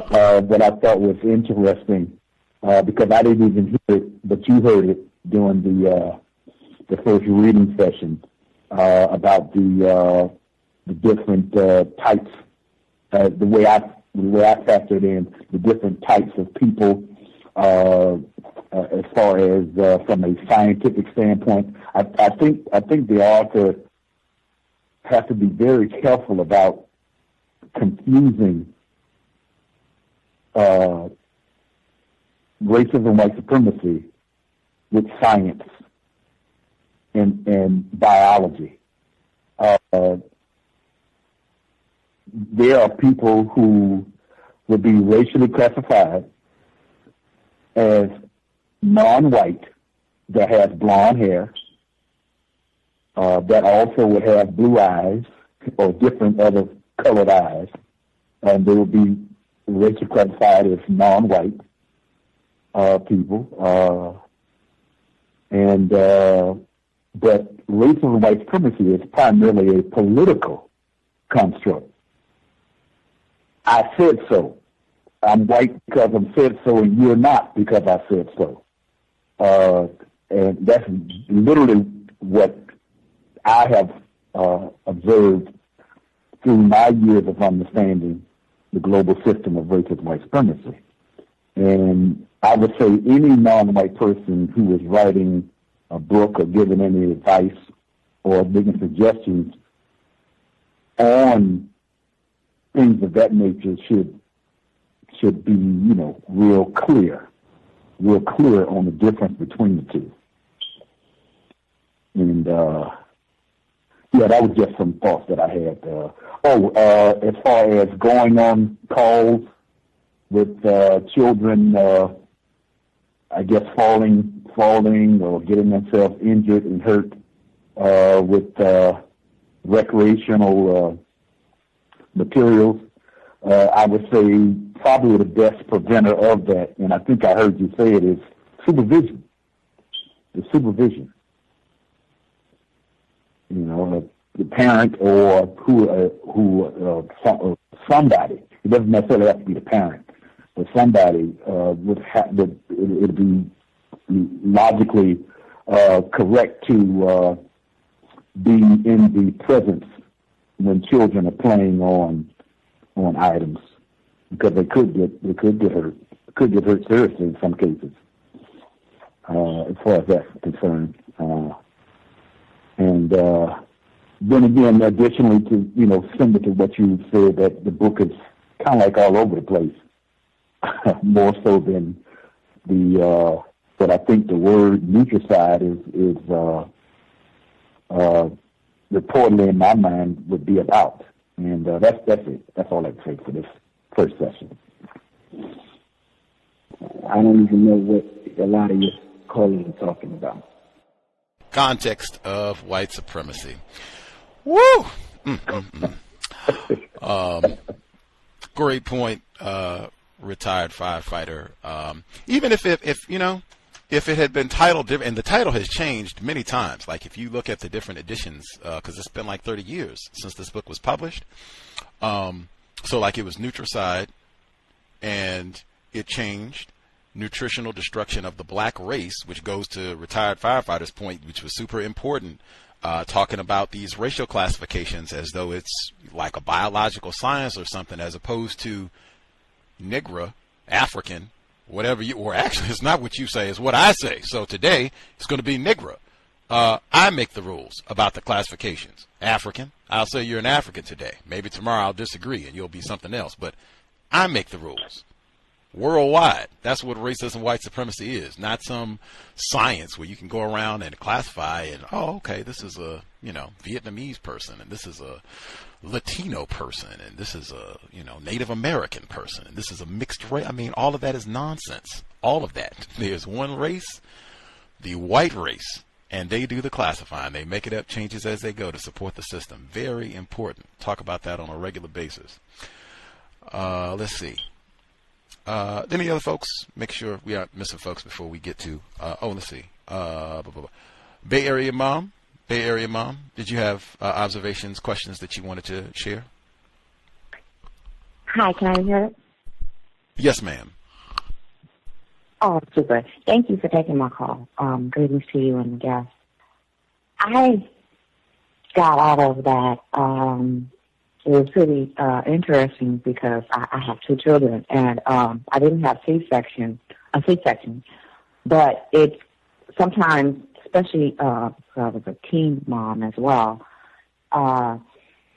you're more encouraged because you don't want to stretch your vaginal area out. So cesareans were encouraged, and then you can have the cute bikini line, and it's different. But after you have the cesarean, you're in so much pain. It's real surgery, and then it makes it kind of tricky thereafter. And with the maybe the development of the cesarean section child versus vaginal birth, I'll have to look into that more, because I have seen people with C-section children, and they're maybe a little different than mine. As far as eating, I did pick up a couple of things. I'm going to have to throw my chicken out when I go out tomorrow because I'm scared to eat. And, I'll have to focus on my diet better. Video games. I don't know, but since it's in there in the book, it'll make you think. Perhaps video games I kind of monitored a lot of stuff because of the way I was brought up by my mother, and so I forced my kids to watch as much TV as they possibly could because my mother didn't allow me. But it is a difference with the television, so I had to pull it back with my son a lot. So I'll continue listening for the second part and kind of chime in, but that's what I got so far. So food for thought, and I think this time around I'll take some notes, and I'll mute my line until afterwards. And thank you for taking my call. Yes, ma'am. Yes, ma'am. That second person said, oh, wow, at minimum, listening to Dr. Afrika, the barnyard pimp is getting out of here. No more chicken.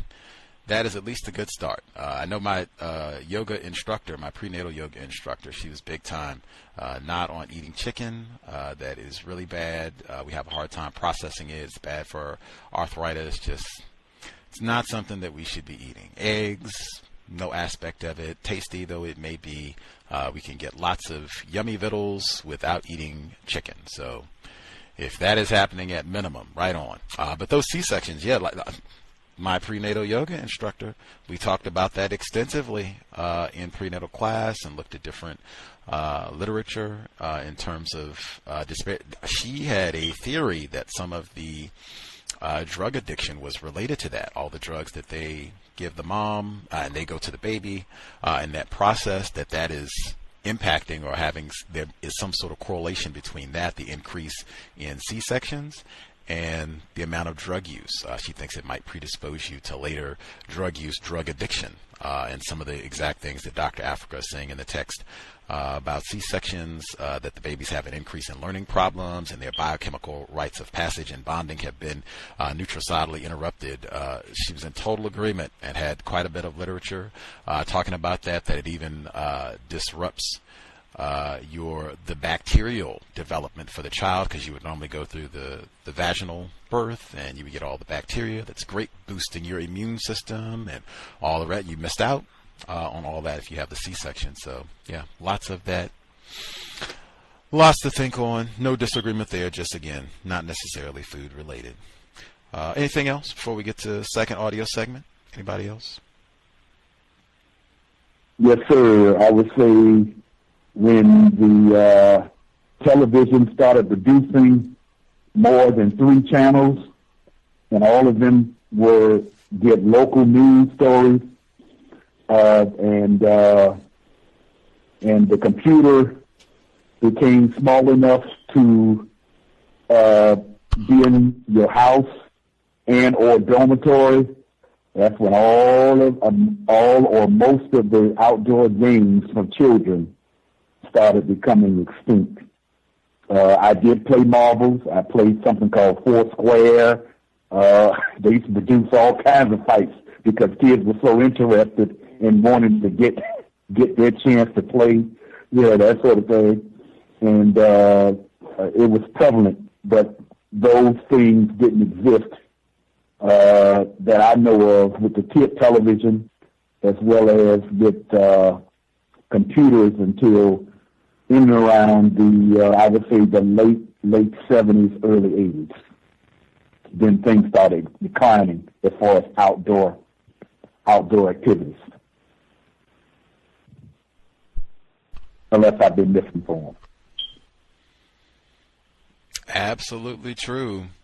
Yeah, and I agree. Get outside. Like, I think they have a lot of reports on that where white people encouraging other white people. Like, hey, don't let them watch too much of that TV. You can have fun and get your racist humor and all that, but get outside, get some exercise, get some sunshine. Like, that is super important for exactly what he said, social skills and all of that. Like, just sitting around being on the computer can have a lot of detrimental effects and stunting your growth, social development, all that. They have a lot of reports that's totally accurate. I don't know that the remedy would be we're going to go back and find some games that they played on the continent like 500 years ago or even 50 years ago. No. I think, we're going to have to use our imagination and come up with some new things to do, or adaptions, that type of thing.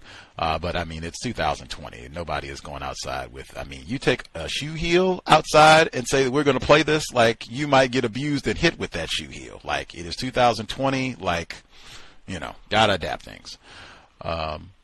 Anything else, folks want to make sure they get in? Observations, comments, questions?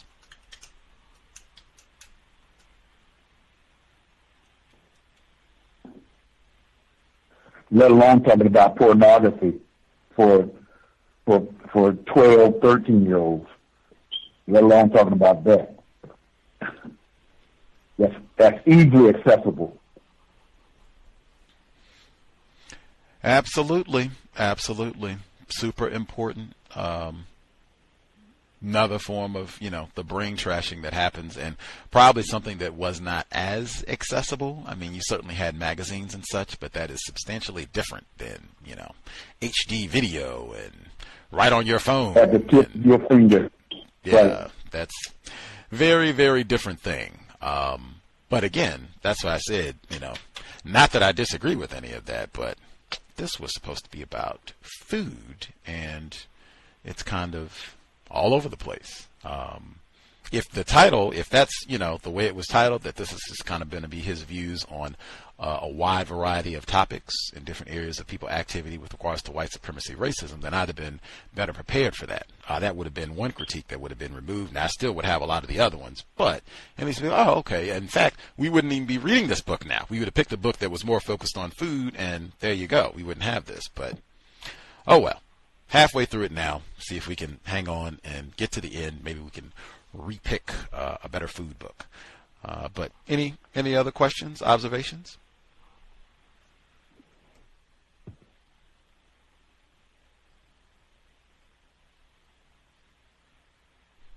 Okie dokie.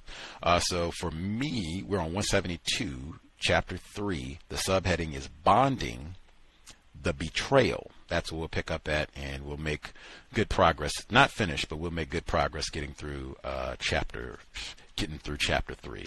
We'll see what we got, see if we get any more info on food. So this is the late Dr. Llaila O. Afrika, Nutritional Destruction of Black People. Context of White Supremacy, audio segment number 2. Bonding, the Betrayal. Bonding between parent and child connects the child to the parent, world, culture, and spirituality. It defines life and empowers the child. It is a function of white racist institutions to destroy or damage the African human right to bond.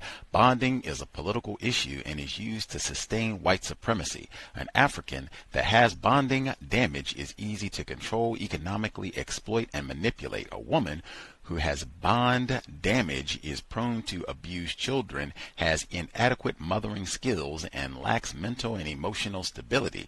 A bond-damaged man is prone to be self-destructive, has poor social skills, and has emotional problems. Bond damage causes men and women to be violent, suicidal, sickly, and have a short lifespan. This human tragedy also causes the man to hide his feelings, to be easily agitated, and have conflicts understanding and using his cycles.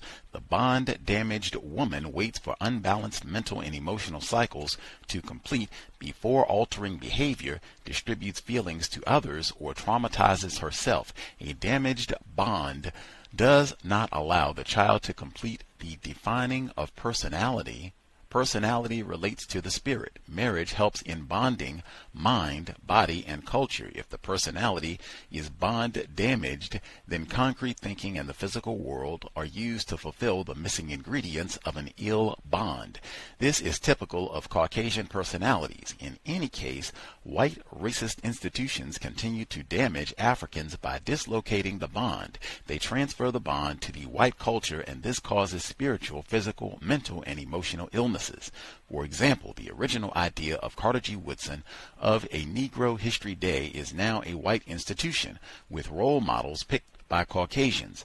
These role models, heroes, sheroes, and great African Americans qualify as Caucasian African American heroes because they worked for white organizations, served white institutions or organizations, or entertained whites such as Joe Louis, Marian Anderson, Thurgood Marshall, Jackie Robinson, W.E.B. Du Bois, A. Philip Randolph, Madam C.J. Walker, General Colin Powell, Hank Aaron, Jesse Jackson, etc. African importance is defined only if it relates to whites and helps to transfer the bond to white culture. The extreme ugliness of Caucasian bond destruction is that Caucasians have become Africans' surrogate mother, reality, culture, and world. This results in Negroes becoming nutritional imbeciles.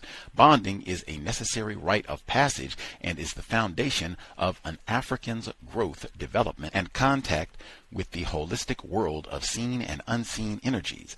Bonding is a rhythmic process of the body, mind, and spirit. Without bonding, the child is isolated from Afrocentric holism. A natural foods diet and breastfeeding are essential for bonding. A bonded African child discovers why they are on earth and what their purpose is in life. An unbonded child struggles to discover whether they are safe enough to survive. The unbonded child tends to be violent. There is much conflicting information about bonding caused by white supremacy, which forces Africans to adopt white standards for growth and development, nutrition, spirituality, and psychology. Caucasians are sickly, and for Africans to adopt sick Caucasian standards of health is cultural treason and sheer ignorance. For example, the U.S. Public Health Service indicates that over 250 million junk food eating Americans are in some state of disease, while 1 million can be vaguely classified as healthy. In other words, sickness is generally classified as health, and this has an effect on bonding. Bonding is a unique rite of passage for Africans. White racism has destroyed or totally impaired healthy bonding. The African parent and adults have to reevaluate parenting, bonding, breastfeeding, nutrition, and the male and female principle based upon the rapid holistic growth and development of the African child. Bonding destruction occurs when the African child and parent use Caucasian superstitious health, bonding, growth, and development standards. For example, the African child uses words rhythmically, synchronizes the words with facial expression, voice tone, mood, and body movements. Thinking is a spiritual and physical activity for the African child. If the child is not rhythmically moving the body and using facial expressions, then the African child is not thinking. Historically, movement and the drum were used for instructing and educating the child in school. The Caucasians outlawed the drum and continued to keep it out of the African child's education, which caused damaging effects on the child. An education without rhythm is a Caucasian education. The drum, dance, and music are a natural part of learning all school subjects and not a separate, isolated, scheduled school activity. In Egyptian mythology, Osiris taught mathematics with the use of the drum and harp.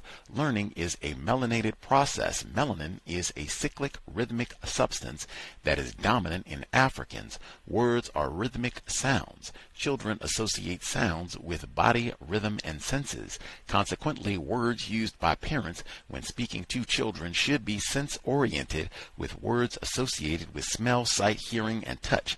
The adult should perform the child's instructions. Modeling and learning by doing is instructive. The child views activities as cyclic. Each movement has a beginning and an end. For example, the adult tells the child to put on his shoes. The child reacts by putting the shoes on. The child will sometimes put the shoes on the wrong foot. Putting the shoes on is one complete cyclic task, while putting the shoes on the correct foot is a separate cyclic task. Consequently, the adult should wait until the child has completely put the shoes on the wrong feet before telling the child to remove the shoes and start over another cyclic task. In order to avoid this side effect of racism, the adult should demonstrate the activity with the use of shoe sock identifiers such as a color, number, floor print, letter, or symbolic code. The adult should perform the task in a play learning fashion. putting on the shoes, is understood by the child to be a name or label, which is a property of the cyclic task. This is similar to taste, smell, and touch being a property of a mango. One of the side effects of white racism is that the African adult assumes that the child has the same thought process as an adult. Consequently, the adult uses adult logic to communicate to a child. This causes a conflict and impairs parent-child bonding. The child thinks from the outside inward, while an adult thinks inside outward. In other words, the adult puts together words without associating action or body movement. The child up to 2 years of age is merely collecting data such as properties of events, activities, words, spirits, drumming, music, food, breast milk, and adults. The acceptance of this can help to avoid the signs and symptoms of Caucasian-caused bonding impairments. For example, the parent's failure at bonding causes them to give adult instructions to a child. The child does not understand the instructions and acts according to its own ability to comprehend. Consequently, this can result in parents saying to the child, "I told you," when there is a failure to communicate. This statement merely pacifies the adult's failure to bond. Other statements often used by parents with bonding impairments are, "Next time you will know better." "If you listened to me, it would not have happened." "Why is your head so hard?" "When I tell you to do something, you do as you want."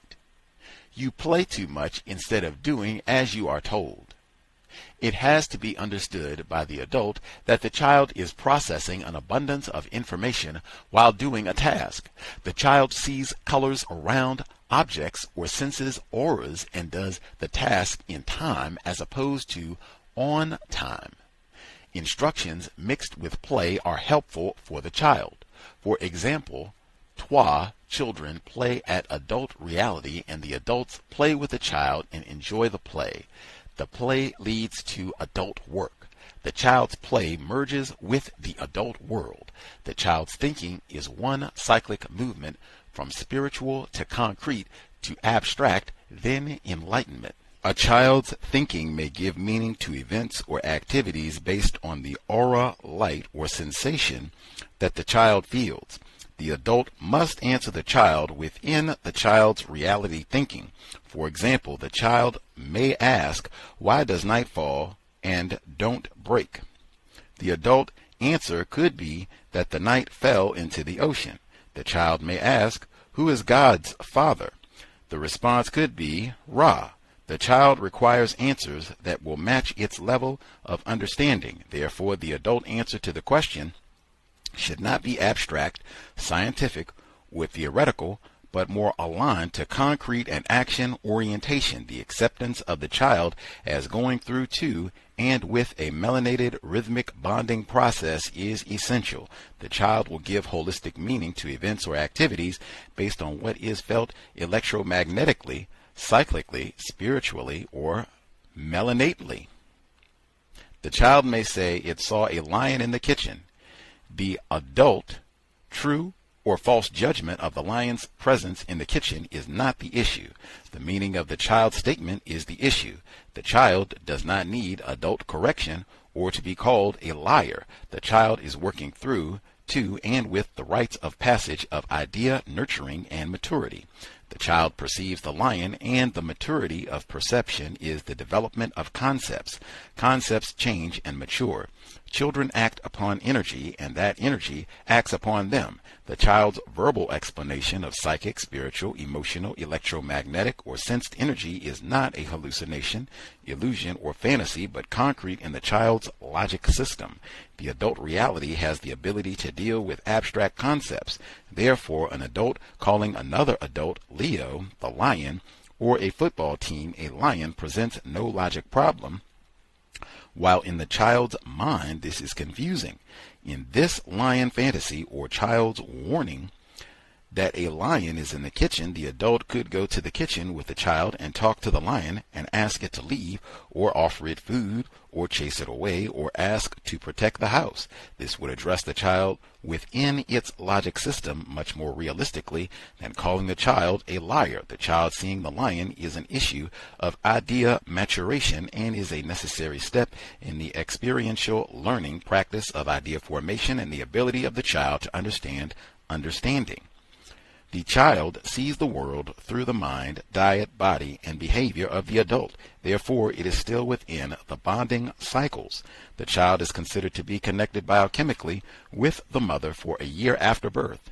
Incidentally, this mother bond is still apparent in adulthood, as music with the same rhythm of the mother's heartbeat is the most soothing, best for learning, increases endurance, reduces stress, and helps food metabolism. The child's consciousness is an extension of the parent's consciousness in a blended feedback and feed-forward system. Mentalistically, the child's conscious is a function of the melanated midbrain, which unites the right brain to the left brain. This harmonious mixture of hemispheres causes fantasy and reality to be united in the child's logic system. The African's midbrain is larger and has more melanin centers than the Caucasian midbrain. In ratios of proportion, the midbrain has nearly completed its development and is large. It unites and exchanges electrical and chemical information so that hemispheres are not very distinct in function. Consequently, language is a function of both hemispheres instead of being primarily a left brain activity. Impairment of bonding by poor nutrition and bottle milk also impairs the electrical chemical melanin unity and exchange between the brain's hemispheres. There is conflict and confusion in fantasy because there are unbalanced mixtures of reality, rhythm, spirituality, and play. A child with a white racist caused impaired or weak bond can fear monsters, animals, objects, and can have nightmares that continue into the day. The child is lost, unfocused, nutritionally restrained, without completed holistic bond cycles. Children may verbalize their damaged bond by projecting their loss of empowerment, control, anxiety, isolation, and fears upon objects or animals such as lions. In other words, the child uses its logic system to express the damaged bond. Children are capable of understanding adult body language, voice tone, mood shifts, facial expressions, and not abstract adult logic. An African adult diseased by white racism may not be able to understand the child's logic or be aware that the child understands them because children have a different logic system. The child lives in the here and now. Consequently, children believe a dead person is in a different living state. They think that the dead may wake up at night or cannot physically move because they are punished, or that death is a result of bad behavior. A game such as Peekaboo is a here and now game which allows the adult to become conditioned to the child's logic and allows the child to accept the adult's here and now unity with them. When the adult peeks and they are here, present, and when they hide, they are an unseen presence, and when they return to say boo, they verify that life is seen and unseen. Peekaboo is a logic game that demonstrates that life is cyclic and a continuous flow between the living and dead. It also introduces the child to rhythm in speech and the three phonic sounds, peek-a-boo, which develops into number usage and games of numbers. This and other African games are subjected to white racism values and become fragmented and lose their connection to life as a continuum. If games are not extended into mathematics, music, drum rhythms, spirituality, or logic, they become lost and valueless. A white racist education defines African games as unholistic and worthless play of primitive peoples. Caucasian education emphasizes abstract, non-spiritual thought without body movement or rhythm, cyclic, or the drum. This type of education damages the bond to African culture and is is combined with junk food, junk medicine, junk history, junk religion, and junk culture. The Caucasian school education divorces the African child from the African community, family, spiritualized games, and play. Caucasian abstract play results in depression, self-hatred, Caucasian cultural addiction, confusion, and/or Caucasian logic and anxiety, which holistically cripples the African child's learning rites of passage. In African culture, games, toys, tools, music, and dance allow the child to explore the world. These games, toys, and tools gradually develop into adult games, toys, and tools. Caucasians, in order to avoid the shock and damage of their education founded on survival of the strong over the weak, smart over the dumb, rich, poor, have-nots, white is right, black is wrong, either or, and fight, flight, logic, believe that starting school early solves the anxiety conflict that education causes. It actually amplifies the damage done to the child's nutritional, spiritual, cultural, and parent bonding. In African culture, the storytellers used in educational and cultural activities keep the parent-child bond intact. It is a living continuum of the importance of fantasy between adult and child. Aside from this, parents who read to and with children help the child to use storytelling and to see the world through adult eyes. This increases the child's reading skills and desire to read. African children historically are naturally literary. They read words and symbols on tools, toys, and games. African children naturally become adults who read literature on statues, walls, ceilings, floors, coffins, and in books. The Caucasian lesser evolved use of the midbrain and conflict or split they have between the right brain and the left brain causes them to define the right mind as creative, spiritual, feminine, and evil. Consequently, the right mind that controls the left hand causes the left hand to be classified as evil and is associated with death. The right hand is controlled by the rational, intellectual, conflict-oriented male or good left brain. Consequently, the right hand is associated with life instead of death. This gives rise to such statements as, if your right hand betrays you, cut it off. White male supremacy, superstitions, late development of biofeedback, melanin deficiencies, the generally sickly condition of the white race, and the overabundance of damage bonding cause their education to be miseducation. The absence of bonding and the anxiety, mistrust, and fear that it causes result in the child being powerless. The child learns to not trust the parent as a source of nurturing and power and as a medium between themselves and the holistic worlds. The bond-damaged child grows to be an adult who fears the holistic healing powers of the body. The child firmly believes that drugs, natural supplements, and herbals heal the body and mistrusts African science that states that food is medicine and medicine is food. Food naturally excites the holistic healing forces in the body. Natural or synthetic supplements and herbs can only act as mediums between the individual and food as medicine. The bond-damaged child watches the parent give up control over her own body to a Caucasian, superstitious medical system that is firmly based upon the standard that the sickly Caucasian is healthy. A bond-damaged adult reacts to situations instead of acting upon a situation. The child learns that he has no personal power over his life, no spirit power, and cannot act upon reality. Bonding rites of passage emphasize the utilization of holistic powers to act on reality and clairvoyance reality. The trance rites of passage teaches the child, when first awake in the morning, to go into a trance state and perceive the day and act upon it. The trance state before sleep is used to see the spirit world and act upon it and or with it. Holistic bonding teaches the child to see disease as an alarm that a healing crisis is in progress. No cure, remedy, herb, or supplement should be used to stop the body from having a healing crisis. Drugs are typically used to disconnect the disease alarm while the cause of the disease remains unchanged. Ironically, Caucasian thinking causes Africans to continuously look for a cure for the body's self-curing process, erroneously called a disease. Caucasians looking for a cure is based on superstitions and stems from their bond damage. Bonding for the child has a cyclic, task-like motion. An example of bonding activity could be as follows. Be calm, hold the child or look the child in the eyes and smile. 2. Ask the child to listen. 3. Give the child instructions in action words. 4. Then ask the child to repeat the instructions with you. Saying instructions together assists bonding. 5. Model the task or perform the task with the child until they master it unsupervised. 6. Thank the child for his/her good actions.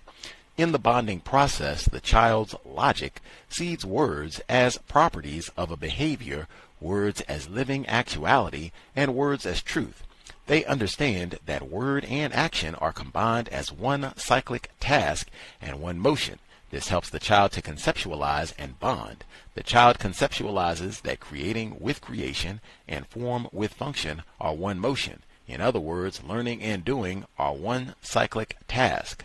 The child's logic is the standard for communicating with and understanding the child. Their body goes through obvious changes. In some cases, the legs, arms, torso, hands, feet, toes, fingers, nose, eyes, arms, bone structures, as well as internal organs may grow out of proportion or sporadically or in synchronized harmony. Growth is physically obvious, while mental and spiritual development may not be apparent. However, physical growth influences the parent-child bond. Mental, emotional, and spiritual Afrocentric growth is not given importance by parents suffering from white racism.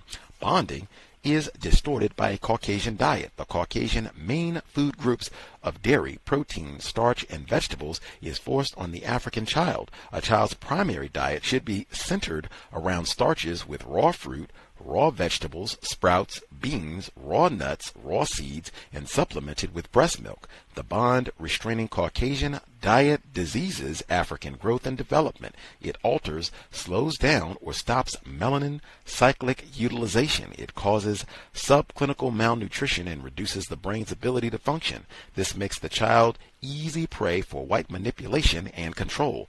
Thus, true bonding is betrayed and nutricidal. Bonding repair remedies. Bonding damage is a disease, and as such, it can be treated. The accumulation of damaged thoughts, words, behaviors, moods, spirituality, or cohesive relationships that compromise ability is imprinted in the holistic personality. The accumulation can be released from the system by healing. A bonding healing crisis will show signs and symptoms of what appears to be a disease. Disease is merely the body, mind, and spirit's attempt to rid itself of harmful toxins such as bonding disease. The healing crisis may manifest itself by the child showing anger towards parent or parenting, rejection of Afrocentric activities, withdrawal from relationships, confusion, emotional instability, acting lost, or being disturbed during nurturing. This is merely the reorientation phase of healing. The individual must go through a definition of self, parents, culture, and spirit and get accustomed to new feelings and concepts. The bonding healing crisis will soon give rise to acceptance by the bond-damaged parent, adult, family, and or child. Added to this, the bond-damaged individual must learn to defend themselves from the constant reinforcement of bond damage built into the white racist institutions and social life, entertainment, media, and male-female relationships. It is important nurturing is applied while the parent and child or affected individuals go through healing. Remedy list. Carry naked infant in a sling close to the naked breast whenever possible. Use a sling to carry the child. Do not use strollers. Do not bottle feed. Breastfeeding is a must. Do not use Caucasian dolls, toys, or Eurocentric games. Do not use cages such as playpens or cribs. Do not use leashes or body harnesses to walk the child. Use natural foods, vegetarian milk substitutes, and a vegetarian diet. Avoid nursery school, preschool, daycare, and other babysitting services until bonding has been established. Use African culturally oriented services and people. Avoid hospital delivery. Use natural home birth. Do not play sexual and or violent music, television programs, or movies in the child's presence. Engage in storytelling. Play cultural music. Put African artwork and pictures in the home. No acts of physical, verbal, or spiritual violence or cursing in the child's presence. Do not call child's behavior or action bad or disrespectful. Do not call the child bad, stupid, dumb, hard-headed, or a liar. Sing African songs to the child. Allow the family to bond with family activities. In some African cultures, the bonding mother and child are alone for up to 2 weeks, and the mother is the only one allowed to handle the child. If the child is handled, it is by a family member. Usually a female family member will assist the mother of a newborn. A family member as well as the family are essentials of the bonding remedy process. Obviously, the remedies chosen from the list vary according to whether the person is a single adult, parent, child, prisoner, recovering addict, teenager, or whatever it will be, a group healing process or family healing process. It should be noted that burial of the dead, according to African cultural ceremony and ritual, helps the person see and feel the bonding imperative in their life. A bond-damaged African is one of the most potent weapons a Caucasian can use to rule, destroy, and nutricide the race. Bonding disease stages. There are major and minor signs and symptoms of bonding disease. Below are a few generalized symptoms that can help identify the need for bonding remedies. Bonding disease stage symptoms. Acute. Mistakes ancestral spirits for dangerous ghosts. Easily agitated. Lacks social skills. Mood swings. Failure to complete cyclic tasks in time. Subacute. Opposite sex relationship problems. Underreactive to culture or Afrocentricity, underreactive to white racism, all of acute symptoms. Chronic, mixes African culture with Caucasian, confuses spirituality with religion, speaks excessively logical and concrete and does not use spiritual terms, lacks improvisational skills, straightens hair, and men cut their hair very short so kinks won't be apparent and calls it neat. All of acute and subacute symptoms. Believes all races think alike. Believes all races are the same. Degenerative. Believes self is one with all races. Excuses the Caucasian race's behavior. Lacks rhythm. Angers or prefers to protest truthful statements about white folks' psychosis, dates white folks and socializes with them in preference to own race, all of acute, subacute, and chronic symptoms. Context of white supremacy. So that is our reading for this week. We'll pick back up next week. We are about halfway through chapter 3. We'll pick up the subsection Growth and Development of Infants. Anywho, the number 605-313-5164, the code 564-943 pound. Press star 61 if you would like to participate. If we have people who have not been able to speak at all, do not wait until the end. We have ample time. If you have questions, comments, observations, go ahead and get your hand up now. Don't wait till the last 5 minutes if we missed you totally. Let's see. We will hit the board. Let's see. All the folks who were with us the first time around. Line should be open. Retired firefighter, Redden, Ohio, Bay Area mom. Other folks, if you have questions, thoughts, comments, star 61. We will get you on the line. Oh, here he goes. Yep. Got disconnected right now. I opened the phone lines up. I don't know if folks shared while I was disrupted. I was about to say something. I was going to wait until if someone new wanted to report something, but if available, I'll say what I have to say. Feel free. Yes, sir. Yes. The one thing I've noticed is the few times that he states what I deem as the more accurate identification as white racism or racist, it doesn't appear to me that he is identifying it as a power element. It's seen as though he's identifying it, which is, BGQ. He's identifying it as just some silly, ridiculous thinking type of sentiment by a segment of people on the planet. And I would say that is probably a major mistake and error from the understanding that I have that we are under a global system of racism and white supremacy.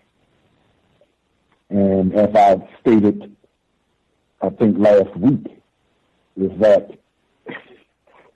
has to be understood and or talked about. Also, in this reading, I guess the subject word was bounding. And just additional to what I just said is that apparently the most boundful group of people on the planet are people who identify themselves as white because they have a racist code.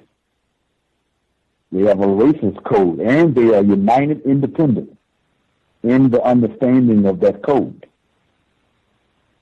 And that's my understanding. Thank you. Much obliged, retired firefighter. Important point about what we mean when we say white supremacy. I know Dr. Welsing, she was mentioned last week. She said that, definition. What do we mean when we say racism? White supremacy. A definition is important, and that many times people say the term white supremacy, but they do not mean and or understand global power system responsible for everything that is happening, and not just some backwards, silly thinking whites, who are mean to black people, like really grasping what does that mean when we say white supremacy. Very important. Let's see. Other folks who are with us, thanks for your patience while I got dropped. Other folks who dialed in, if you all have thoughts, observations, proceed.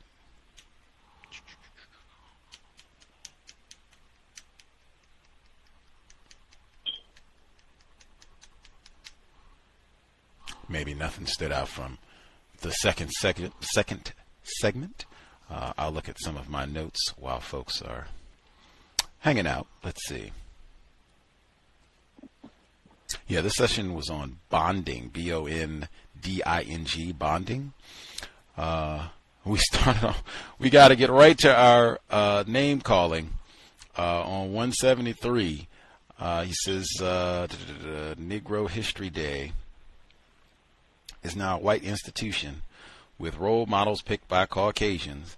These role models, heroes, sheroes, and great African Americans qualify. He didn't say Africans. Qualify as Caucasian African Americans. He didn't say Caucasian Africans because they worked for white organizations, served white institutions or organizations, or entertained whites, such as. And then we get a long list of black males, black females, mostly black males. Mostly black males. Yeah, I see 2 black females, but mostly black males who, African importance is defined only if it relates to whites and helps to transfer the bond to white culture. The extreme ugliness of Caucasian bond destruction is that Caucasians have become Africans' surrogate mother, reality, culture, and world. This results in Negroes becoming nutritional imbeciles. Got to get a healthy round of name calling, and then to call out black people specifically, some of them who have died, to talk bad about them. Everybody talks bad about Jesse Jackson. That's been in vogue for a long time. Jesse Jackson is a no-good Nick, and scoundrel, worthless, gadfly. That's a good one. They got all kinds of Jesse Jackson, and I'm surprised Al Sharpton didn't make the list. He's always in there. I, have been pretty stalwart about this for years. Number one, I have no idea what any of this has to do with health and nutrition. He called them nutritional imbeciles, but I mean, did they become nutritional imbeciles because they were eating bad food? Like, I don't. Anyway, sitting around and calling black people names is not worth anything. It is not going to help us solve this problem at all. We can all sit around and get a long list of black people's names. You can put Gus T at the top of it. We can all sit around and get a long list of names of black people who ain't nothing. You're worthless. You're a coon. You're a handkerchief head, mammified Sambo, and all the other names we can come up with. Yes, and we'll all feel spectacular. And we'll all still be in the system of white supremacy. Absolutely worthless, the name calling. Maybe it makes us feel a little bit better, but it is worthless. And it shows, in my opinion, a real lack of black self-respect. Dr. Welsing again. Let's see.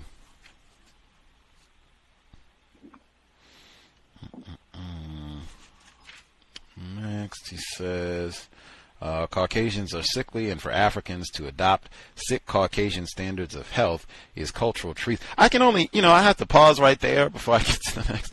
Like, it's on the cover of the book, Here lies Mr. and Mrs. Negro. They ate themselves to death. It's on the cover of the book, and that's on the tombstone, and it's got like a buzzard or a vulture on top of the tombstone. I said something about that before. That to me is like an like we talk about defiling black burial sites all the time.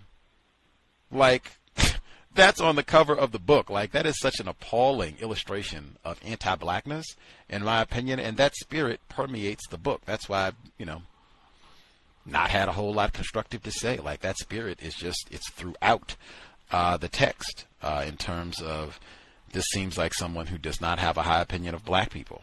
And then to go and list a whole lot of black people that you do not have a high opinion of and call them, Negroes and imbeciles and all that. Like, that just, it bothers me greatly. It greatly reduces my motivation for wanting to read or having to listen to someone who talks that way about black people. I generally think that they're talking about me and maybe even at some level themselves. But certainly, they're talking about Gus T. Like, oh yeah, I am not going to escape that list of being a dumb, ignorant Negro. No way. So back to my point on 174, Caucasians are sickly, and for Africans to adopt sick Caucasian standards of health is cultural treason and sheer ignorance. There it is again, talking down. Now again, you're born into this. You're born. You're born into the hands, in many instances, of a white doctor in a white lab coat. It just seems like a lot of the language of blaming and talking down. Cultural treason, I don't know what that is. Treason generally suggests like we're in a military, and I have signed up and agreed willingly, voluntarily, to be a part of something, a war generally. And treason suggests, that I, am a turncoat, that I have, abdicated those duties and joined the opposition. That's not the case. We were born into that. I didn't even know there was a conflict. What are you talking about? I didn't join anything. I just plopped out. Here I am. What's going on? Seems like white people are doing well. Let me go hang out with them. Unless I'm misinformed. Let's see. I do agree. Sickly. Absolutely. Promote sick. Dairy products, meat, lots of foolishness, unhealthiness. It says U.S. Public Health Services indicates that over 250 million junk food eating Americans are in some state of disease, while 1 million can vaguely be classified as healthy. That is staggering. Not surprising, given the amount lack of health care. They were going to kill Obama for trying to get that. Certainly not universal health care. Not surprising. We certainly do not want healthy black people. Won't even let them in the hospital sometimes. Let's see.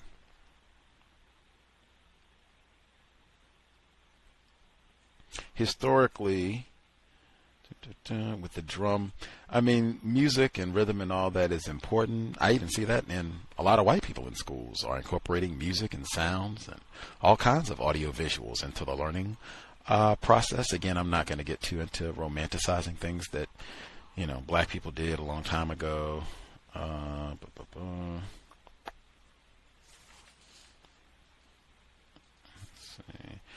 All interesting information about modeling and how you can talk to children and making things age appropriate for their level of understanding. That is all great. Again, I don't know what this has to do with nutrition. Again, it just seems like kind of his wide-ranging thoughts on a lot of different things. I will also say he has a lot of times where he's making up terms. Other people do that. You can make up terms when they are needed, when you are creating a new concept, and or you need new terms to articulate truth. It seems Dr. Afrika regularly is just making up terms, or I don't know why. I haven't been able to figure out the logic of why. Africanality was one. Mentalistically is another. mentalistically. I mean, if we mean intellectually, the child's consciousness, mentally, there are a lot of different points in the book where, unless I'm in this, I haven't read the entire dictionary, and you know, you can make up. There's no law saying that you can't make up new terms. You totally can. But if you're going to be making up new terms, there should be a reason. I don't know what the reason is why we would need the term mentalistically. Maybe I'm misinformed. Let's see. I don't know how you would be a victim of white supremacy and not be so-called bond damaged. If we're talking about bonding to parents or so-called African culture, all of that is going to be disrupted if we're in a system of white supremacy. Getting back to retired firefighter's point. Let's see. When he gives out his bonding disease stage symptoms, I could be totally in error. I'm not a doctor or a specialist in anything. So he gets to the stage of chronic bonding disease stage, the chronic stage. Mixes African culture with Caucasian. I don't know what African culture is. Even the subacute stage, underreactive to culture or Afrocentricity, whatever that means. I don't know what that word means, and I don't know what would that be. Someone who is underreactive to culture, Afrocentricity. Is that me? Am I subacute or maybe even chronic? Or wait a minute, yeah, I might be chronic because it says mixes African culture with Caucasian, whatever that means. These aren't, defined, I don't think. In the chronic stage, speaks excessively logical and concrete and does not use spiritual terms. I said, Gus T might be at the chronic stage because I have complained excessively throughout the reading of this book. Man, some of this does not seem logical at all. It does not seem to make sense. And what is he talking about? And we don't have concrete examples of what to eat, what not to eat about the food. Like I have said that throughout the text and mocked some of the term usage, Africanality and the rest of it, African spirituality, if that's what it is. So I could be in the chronic stage of bonding disease disorder. That could be. When you get to the degenerative stage, it says lacks rhythm. I'm not sure what that means either. Does that mean that you can't dance? You can't play the drums? What does that mean exactly? You can't do the electric slide? I'm not quite sure. Dates white folks and socializes with them. I don't know what he means by socializes either. I mean, if it's hanging out, what do you mean hanging out? How much? Hanging out at work? Hanging out at the bar? It would be more detail. That's something I've said a lot about this text too. Lots more detail. But yeah, I was left kind of shaking my head. I didn't know what to make of this. The bonding disease stage, I don't know. Seems like a lot of these symptoms, having some sort of distance or not being receptive to Afrocentricity, African culture, whatever these things are. If folks have any thoughts on the bonding disease stages, particularly this portion speaks excessively logical and concrete. Is there a problem? Can anyone tell me what problem there is with a non-white person, someone who's classified as black, speaking excessively logical and concrete? What would be the problem with a non-white person, victim of white supremacy, doing that? If someone could share a thought on that, that would be great. If you have any other thoughts, you can feel free as well. Red in Ohio. Yes, ma'am.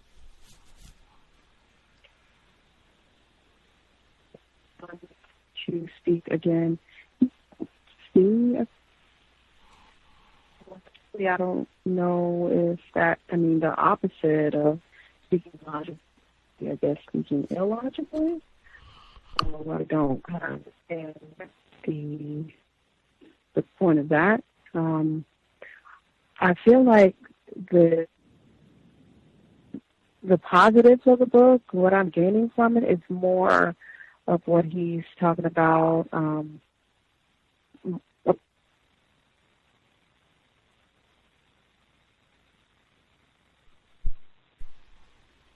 Oh, are you there, Red? Mixing. You hear me? It seemed like your line went out for a little bit. I wasn't able to hear you when you started with the sentence, some of the positives that you're getting from the book, and then we kind of lost you. So if you want to maybe restart from there. Okay.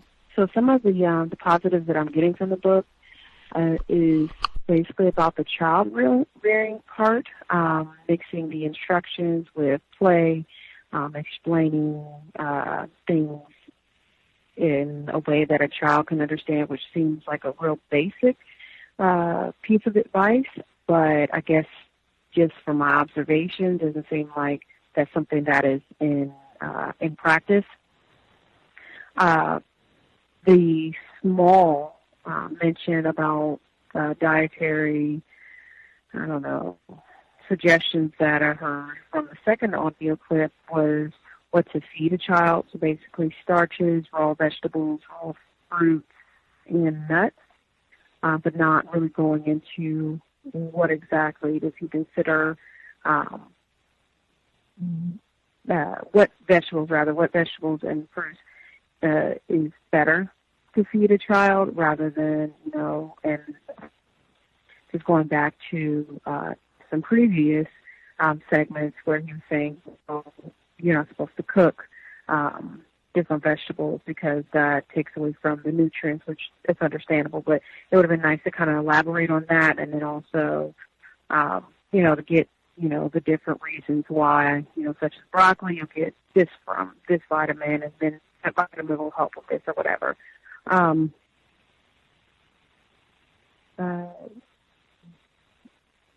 The bonding part of it, I thought that was interesting. I don't know if that, like an unbonded child is going to be more violent or prone to violence.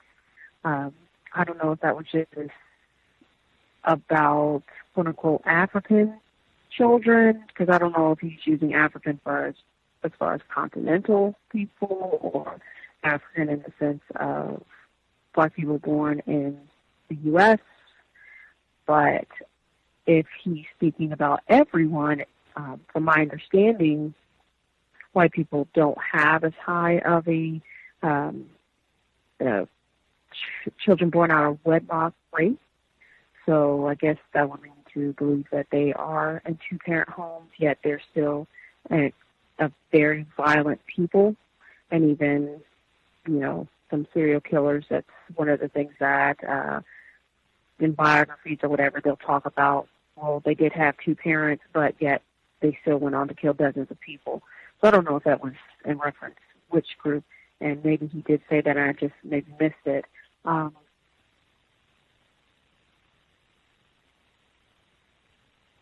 Last thing I'll mention is the cyclical task.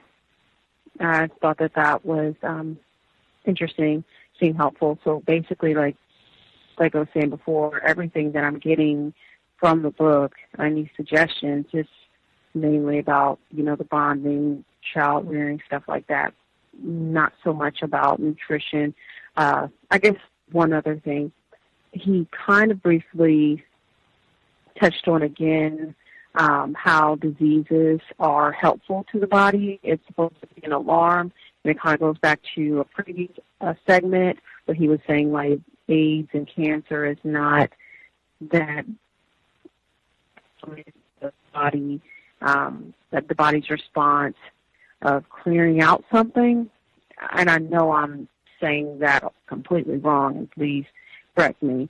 But I just get confused once he, goes back to all diseases are good. Not saying that, how white people's medicine is helpful, but I'm not a doctor or anything like that.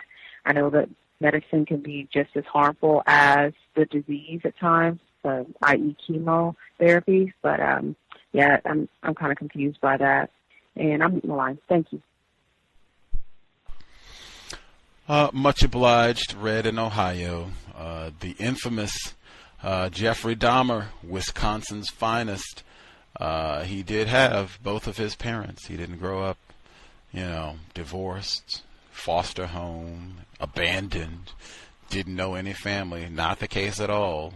Both mom and dad right there, and have done interviews since he was convicted. So, yeah, it does seem like many white people who, had a whole family to dote on them, they still go out and practice racism, commit lots of violence. Let's see. Other folks dialed in. As I said, if anybody, if you can, what problems, or if you can think of what problem would be created by a victim of white supremacy who speaks excessively logical and concrete, what problems would that create? If anybody can think of any, please share.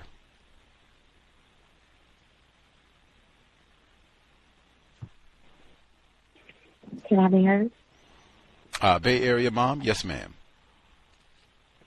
Okay, thank you. Well, I don't know. I think it's not, I think maybe the problem would be you would have a lot of people like that, and then maybe the decision making would be different. We're basically taught to be the opposite of that, and more passive and submissive. So you're not so resistant. So maybe that would be the problem. Is thinking. As far as bonding, just with the child, I had to stop working to do that because it's not necessarily, it's impossible. I literally stopped working, but it wasn't economically feasible for me at all. And then there was no dad I guess if I wanted to, I didn't want just raise it. It depends on what you're trying to raise as well. And when you play around with sex, the joke is on the offspring, like Dr. Wilson said. So because that's what I was doing, I had to sacrifice a lot because you have to look at the other parent as well. And then I was thinking in two-parent homes, it depends because sometimes white women, especially when they're accustomed to us raising their children, they have a different bond versus if they're stuck raising their children, you can kind of leave them to devices and nannies and things. With me, I had my aunt would say my son was very pampered. I have a daughter too, but I was a younger mom. And then I had to work. So when you have to work, the bond is broken because even with paternity leave, maternity leave, you have to go back in maybe 6 to 8 weeks. So that's not a lot of time. And so the child is off to something else. I don't know who else is raising it or helping you raise it because you have to go to work. So a lot of people, I couldn't even afford to not work, but I had to because, and then I was raising a male, and they are violent. I was raising mine according to the murder rate in Oakland, California, because every year 100 or so black males would die from gunshot wounds, and therefore every single year it would make the papers. It was like an epidemic. So I didn't want that with the one I had, so I had to figure out something. So there is something in bonding, especially if you can take that sacrifice and you did it out of order, such as the way I did. And I'll meet my line.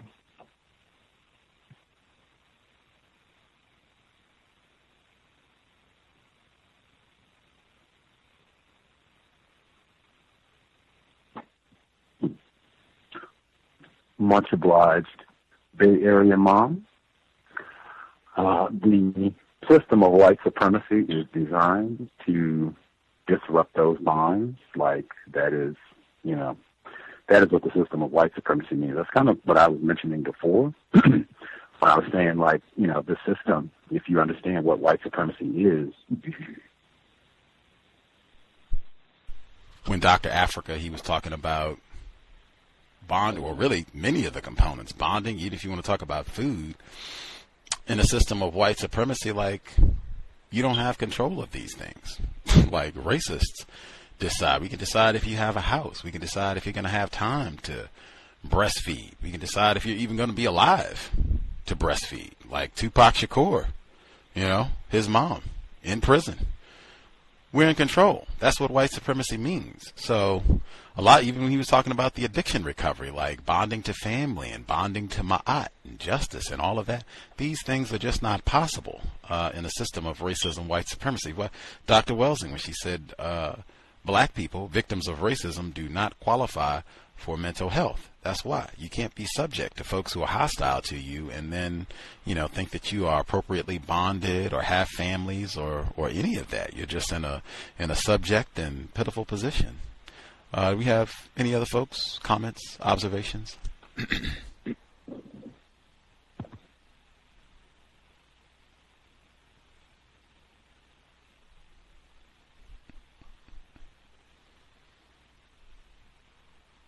We'll assume folks are good as we wind things down.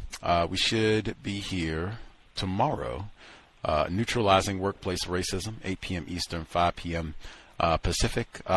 PPP, Paycheck Protection Program. We had a victim dialed in yesterday, Isatu, in Arizona, and she said that they were offering her the Paycheck Protection Program at her job, and she was asking questions about it, and I don't know a lot of details about it, so I said I'll make sure to research that for our broadcast on Friday. If other folks, if you would like to spend a little time researching, because that's what I told her, I would look online and see if they have like a PDF or anything where you can read exactly these are the details of the program. That way you can ask detailed questions on the job if they want you to apply for this program, if this is, supposed to, help you maintain your income, your job as we, work through the shutdown and all of that.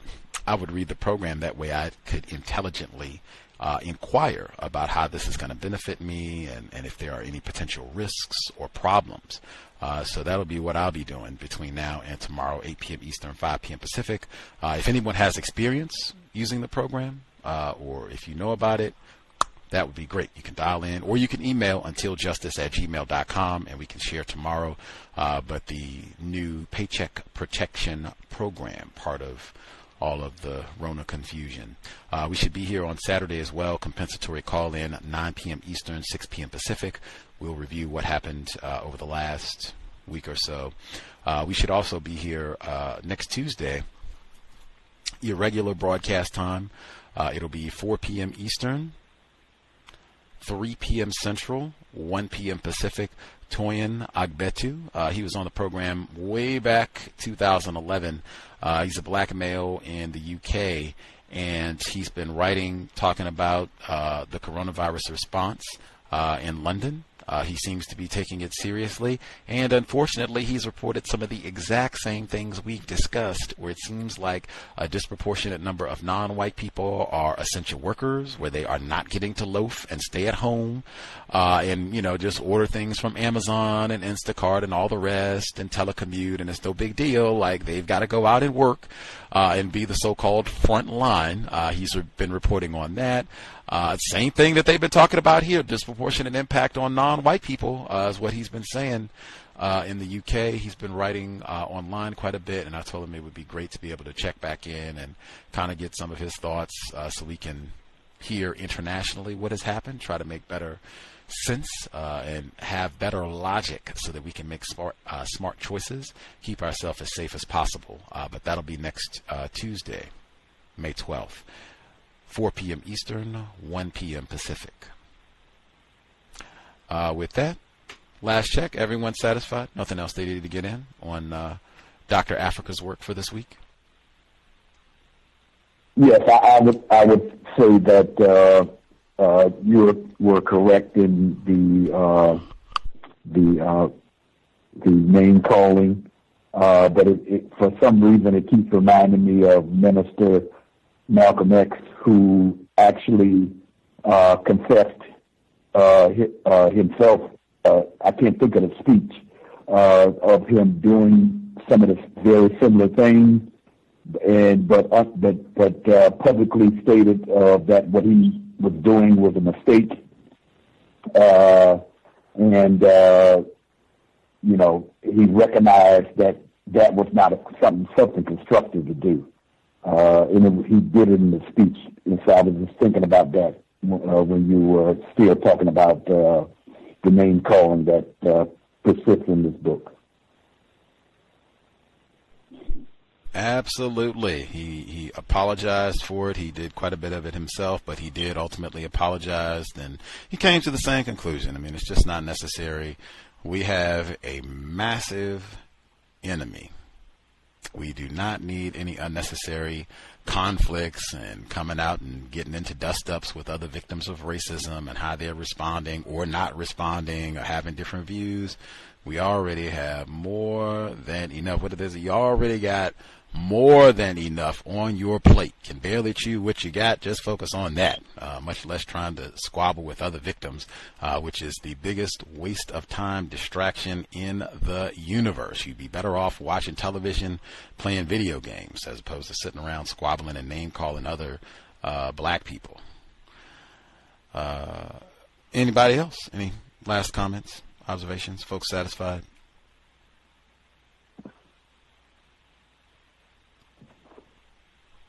Grand. We'll assume that folks are good. Again, I think that is important. Our Bay Area mom said she had to leave her job to work, and they deliberately make sure that that's not going to be financially possible in many instances. We talked about that for workplace racism. So, yeah, this system is explicitly created to make sure that you don't have well-bonded folks.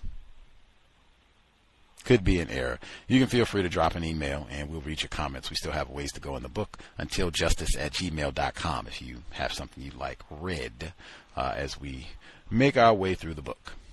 Much obliged for all the folks who participated. Hope it was worthy of your time and energy this Thursday evening. Again, we'll be here tomorrow for Neutralizing Workplace Racism. Stay safe, eat well, use logic, and we'll be back in about 24 hours. Sobriety would be best under conditions of white supremacy. I certainly agree with Dr. Afrika there. That is one way we can preserve our brain, computer, and health. Leave all of the poisons, the liquor, cigarettes. That's a big one. All of that.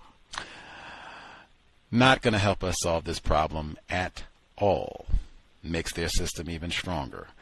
In addition to being sober, said it this week, shouldn't be going too many places. We should be strategic. I know some places are kind of reopening, kind of. Some places not. In Washington State, not so fast. But it should be pretty strategic. Under these conditions, it's not really time to just be out joyriding and gallivanting. It should be, I am going specifically to this location, and that's that.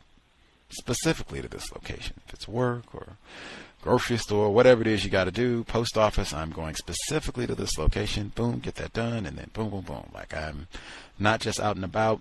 If you got to have your essential worker paperwork or whatever it is, you check, make sure you got your mask, your gloves, whatever you need, fine. But it's probably not the best time to just be out aimlessly. Vehicle or on foot, you got a lot of armed race soldiers, anxious, stressed, they say, looking for an excuse to practice racism. You don't want to be in that situation. If you do go out, you're sober, you're buckled. If you are driving, you are not on the cell phone. Hey, you don't want to take any chances. Anything that's easy, small things that we can control. Don't want any unnecessary reason to attract attention from enforcement officials, badge or no. I will park that cell phone until I get back to the residence. With that, Creator, we ask that you help us remain patient with other black people, victims of white supremacy. We ask that you help us remain patient with ourselves. Remind us to demonstrate the highest levels of black self-respect at all times, in all places, each and every time we are in contact with another black person. It has been time. Replace white supremacy with justice immediately. C.O.W.S signing out. Thanks all for tuning in.